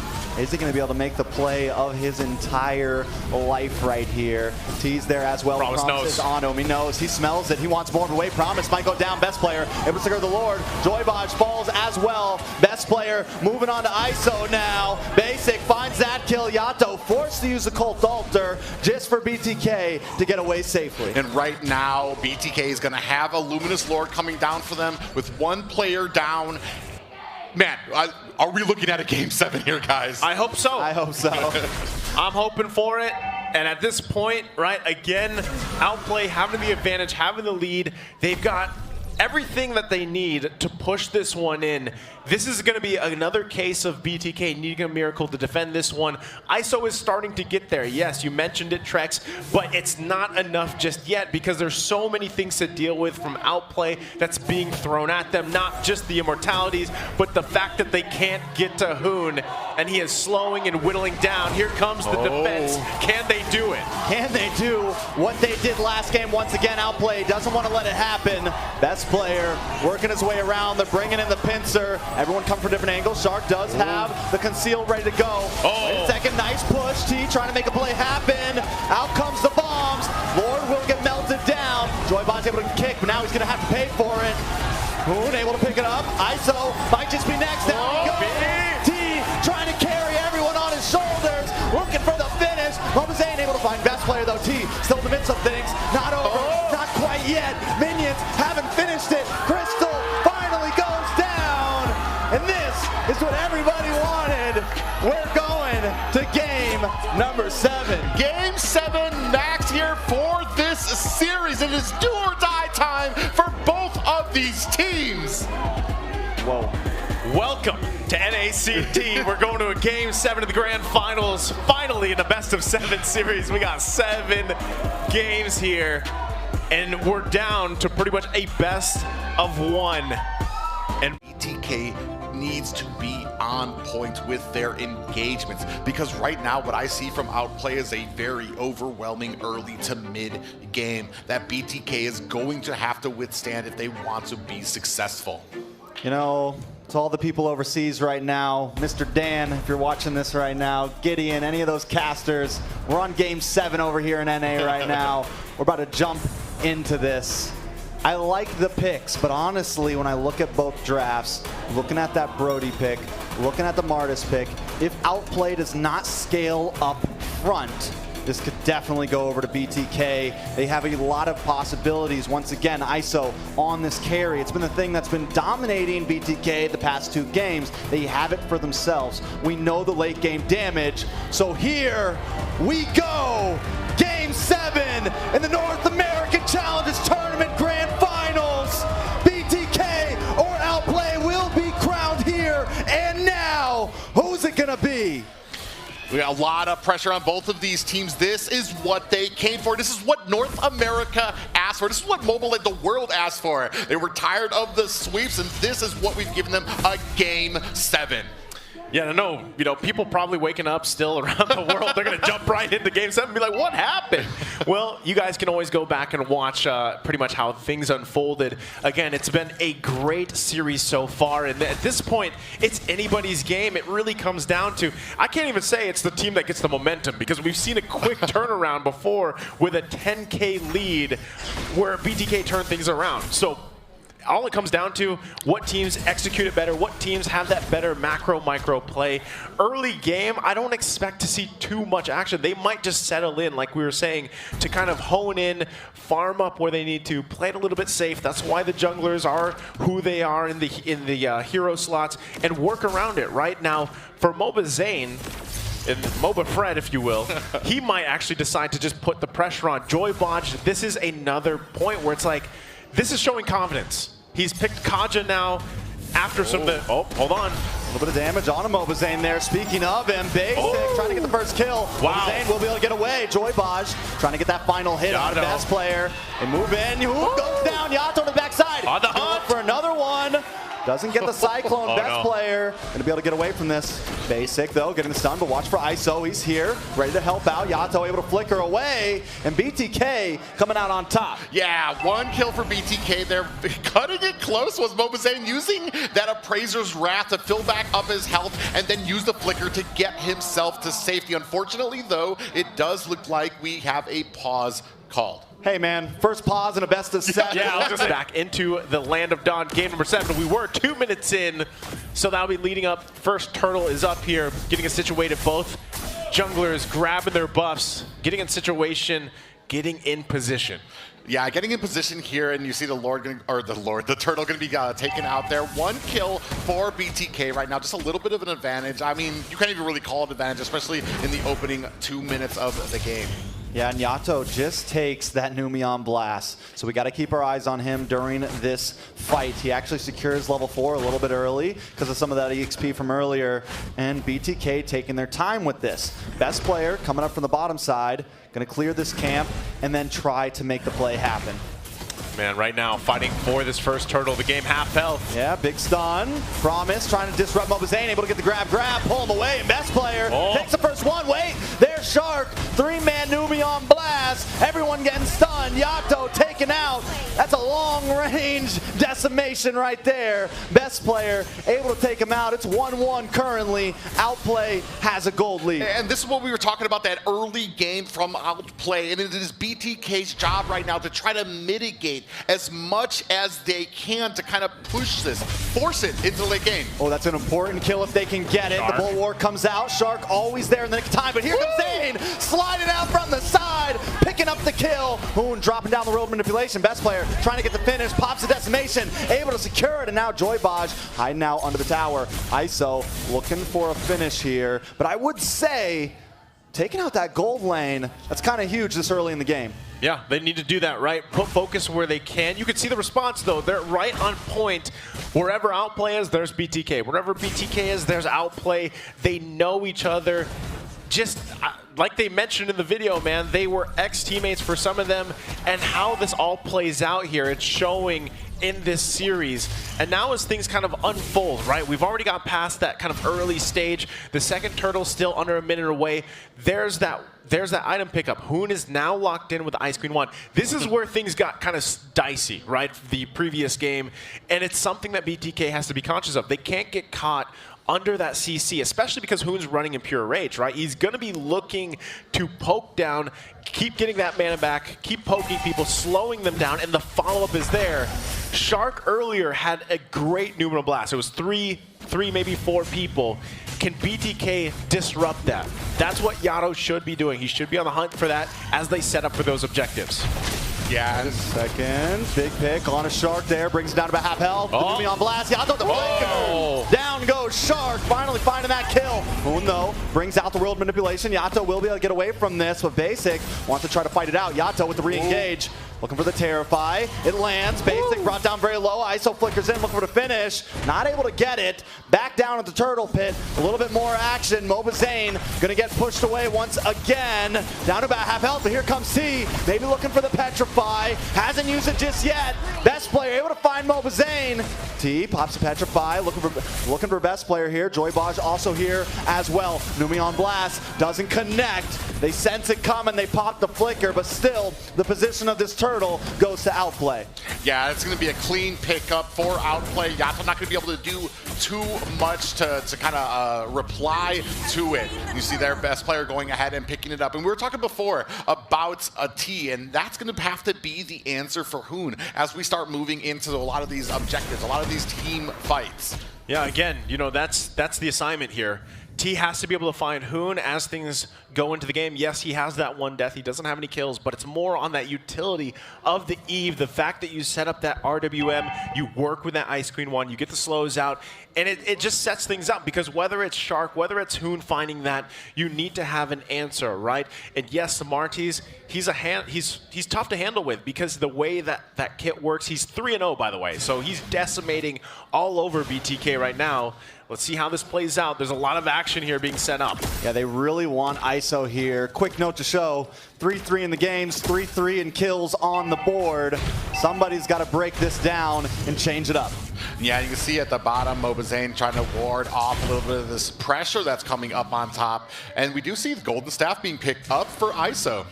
It's going to be big. It's going to be very important at this point. Looks like we're trying to make a play on the mid side. Best player going to get pulled in. Shouldn't be able to get away from this, but he has been slippery in the past. But no, not today. ISO with the shutdown. That's what they needed, right? BTK had to make a pick somewhere. They have the tools to do it, and they made a good play there in the mid lane. They are going to trade a little bit, right? Turret is now down. Outplay gets that first one. BTK has to also be conscious of the space around the map. That mid is almost down. If they can get that down, hopefully work around it. The next turtle comes up here. It's going to be the third one of the game. If BTK can secure themselves the space they need, contest the turtle, grab it, they're in a good position, again, to go back and forth for this game number 7. Yeah, and that's going to be the amazing thing here. We were talking about it. We have 6 seconds left on the turtle, but every single time BTK is able to shut them down, able to slow them down, it's working against OP as this moves more into the later game where they can start doing things here like being able to shut down Hoon. Yato, speaking of Hoon, he's trying to get the shutdown, but he's in a bad spot. Oh, no. Gonna get hit by that road manipulation, and Hoon finds him instead. Another turtle down about half health. Promise gonna keep Mlbb at bay here. Best player able to secure it, take it from him. Wait a second. Promise looking for a play to happen. Joybaj is in the realm of things. They pull him right in the Numion blast. Mlbb still up though. ISO now involved. Brings out the speedy light wheel, but T goes down anyways. Now Shark gets the stun. Outplay pushing back, looking to take this tower. They're going to break it down, and the next target is the BTK. This is what we were talking about, that early game pressure from Outplay, and Bloodthirsty Kings are just not able to answer it, and you can't always bank on a mistake from them. And right now, the choke continues for BTK. They're starting to tighten this, is Outplay.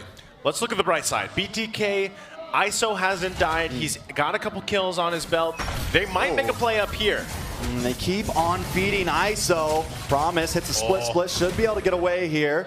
Terrified, but still, if we notice, if we look at things, they've been sacrificing a lot, but it's all funneling into ISO. Does that have value though, Private? No. Wait a second, no, T in a bad spot, caught up in a road manipulation. Best player with the decimation, able to get the finish. Mlbb here, taunts him up, locks him up under the tower, but the tower still goes down. Zane in a little bit of trouble, brought down to about 20%. Shard tries to get the Numion, and it lands onto Zane. Basic picks it up. That's a 2-for-0 trade over to Outplay. Yeah, and just when they were able to take a tower up at top, OP answers with 2 towers of their own and some kills in the bank for them as well. 7-4 and 3K gold lead for Outplay. Right now, Outplay is just doing what they have to do all across the board. And as time goes on, again, this is only 10 minutes in the game. BTK might look to actually contest that first Lord. It might even be better if they just let it go and defend.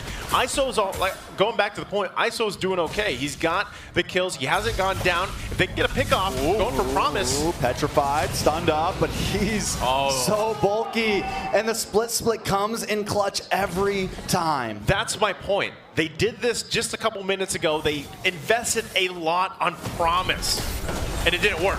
Yeah, but they still have something up their sleeve. Yato drops down the Numion blast. Hoon still keeping that real manipulation up. Promise finally going low. T looking for it. Gets knocked up. The Numion returns. The T goes down. Joybaj now on the run here. The Lord should be in the hands of Outplay. Nice to put it out there that they were baiting out a lot of these abilities. BTK kind of, Promise doing such a great job of forcing his way into the back line and just taking all the abilities he can, which opens it up for Shark, which opens it up for Basic to kind of pull back and reply. We're back to familiar territory here. BTK on the defense. They've made it happen before. Again, it's only the first Lord. They should be able to make quick work of it. There's a pull. Pulling best player. A little bit of damage is coming from ISO. Shark brings out the Bulwark Shield. Luckily, the Numion blast does get stopped. Yato's got one of his own up his sleeve. Brings it down on top of Promise. And Promise finally falls. Immortality does come from best player. We'll be able to get away. Basic drops to torn apart memories, but doesn't find anyone. Yato does finally drop. Basic starting to pick up some pieces here. Yeah, starting to try to get the maximum amount of value out of this non-luminous Lord. They do have the mid pushing. Here comes the Black Dragon. Yeah, into the backside, gets the Petrify, looking for Basic. Trying to get the kill on the run. Mlbb drops that Hard Wrath, and 3 members have fallen for Outplay. Another beautiful defense. ISO almost caught up in that world manipulation, but will get away. Kind of holding this at a 3K gold in his shades of that last game that we were seeing where BTK on the defense, really answering the call when the pressure is on. Right there is exactly what Outplay has to watch out for, right? The game's going to go on here. ISO is probably the biggest hope for BTK. Other than that, T, as he gets a little bit more tanky, it's going to work out for him, right? He has had a couple deaths where he has to do it, right? Someone has to do it. It can't always be Zane, because Zane has to be there, especially as we get towards these crucial lore takes. Mlbb Zane has to be alive to fight for this. They get the tier 1 in the mid lane to work around with some space on the map. BTK, though, they're showing fight. They're not going to let this one go. Outplay still has work cut out for them. Yeah, and little by little, you can see this lead starting to dwindle away. Just about a 2K gold lead for Outplay, and they need to have an answer, and they need to have an answer soon. Yeah, if they go for Promise here, we're looking at Outplay hiding out in this bush. They're waiting for the play. They're waiting for that Conceal to come in, and that's what I'm a little bit excited for. They do finally pop their face. Here comes Conceal. Shark looking for someone, looking for the hunt.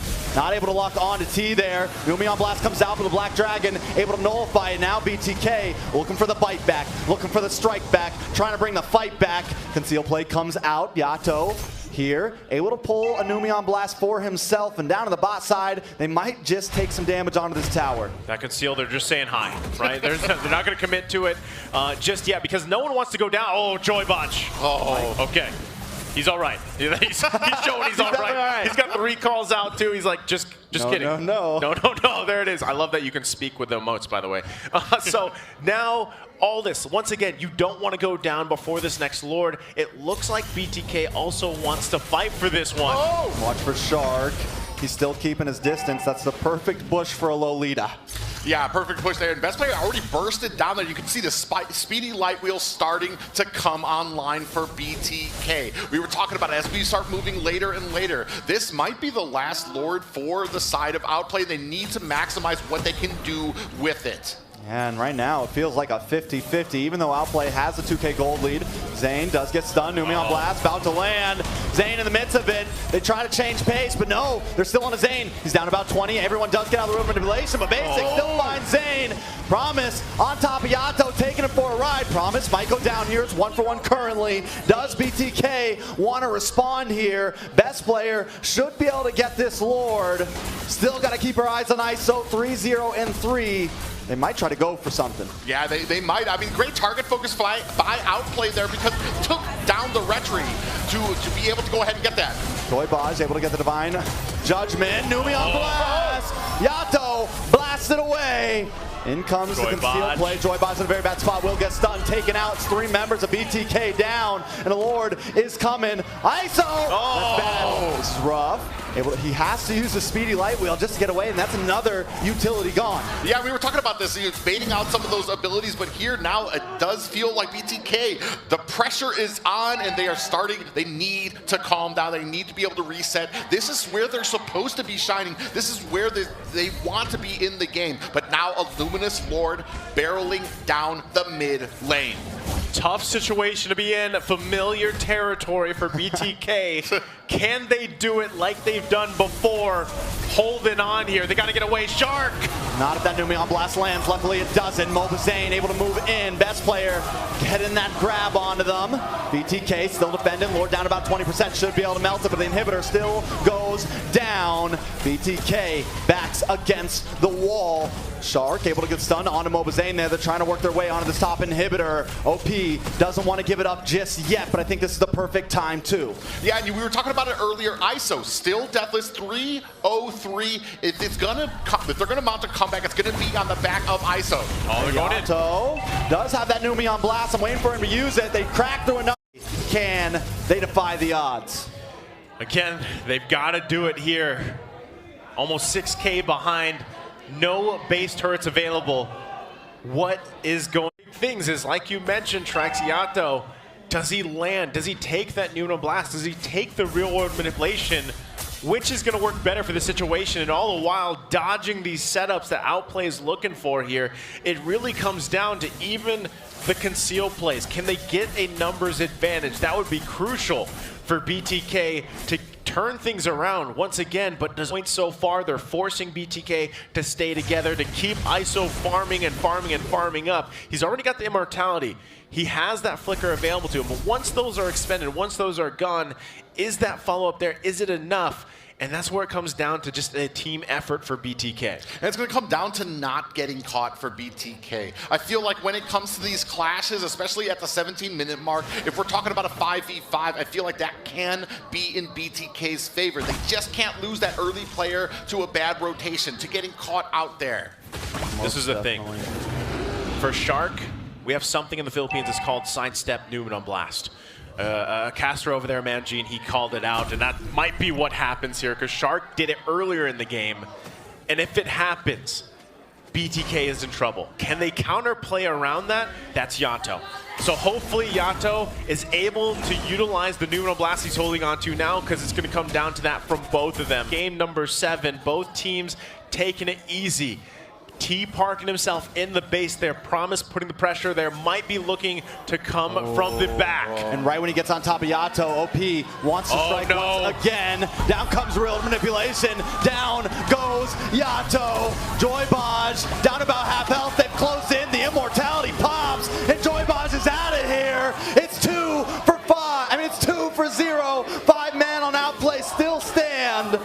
They might not even go for this Lord. They got a large wave of minions coming from the bottom. BTK has a bit of defense, though. As we've been seeing from Outplay, attacking from different angles, going to keep that pressure up on the base while they have best player down, taking this Lord. And this is going to keep the continual pressure onto BTK. All right, all eyes on ISO. Can he make the play to save the day here? Basic focusing in onto the base. Nice petrified, but the Numen Blast is here. The flicker, the sidestep, the stun. Mlbb Zane, immortality pops. Can he get away? No. Basic able to secure it. Promise does go down though. ISO, immortality pops. BTK defending with all they can. They're able to last another one, but in about 10 seconds, the Lord will be knocking on the door.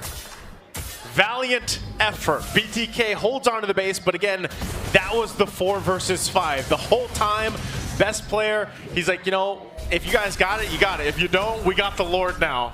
So there's no time for BTK to breathe. They have to recalibrate, let Mlbb Zane get back alive and defend once again. They have no turrets here holding on in their base. BTK, question was, can they defy the odds? This is going to be it. Yeah, it's do or die time. Luminous Lord looming into mid. 3 games apiece, and this is the one that decides it.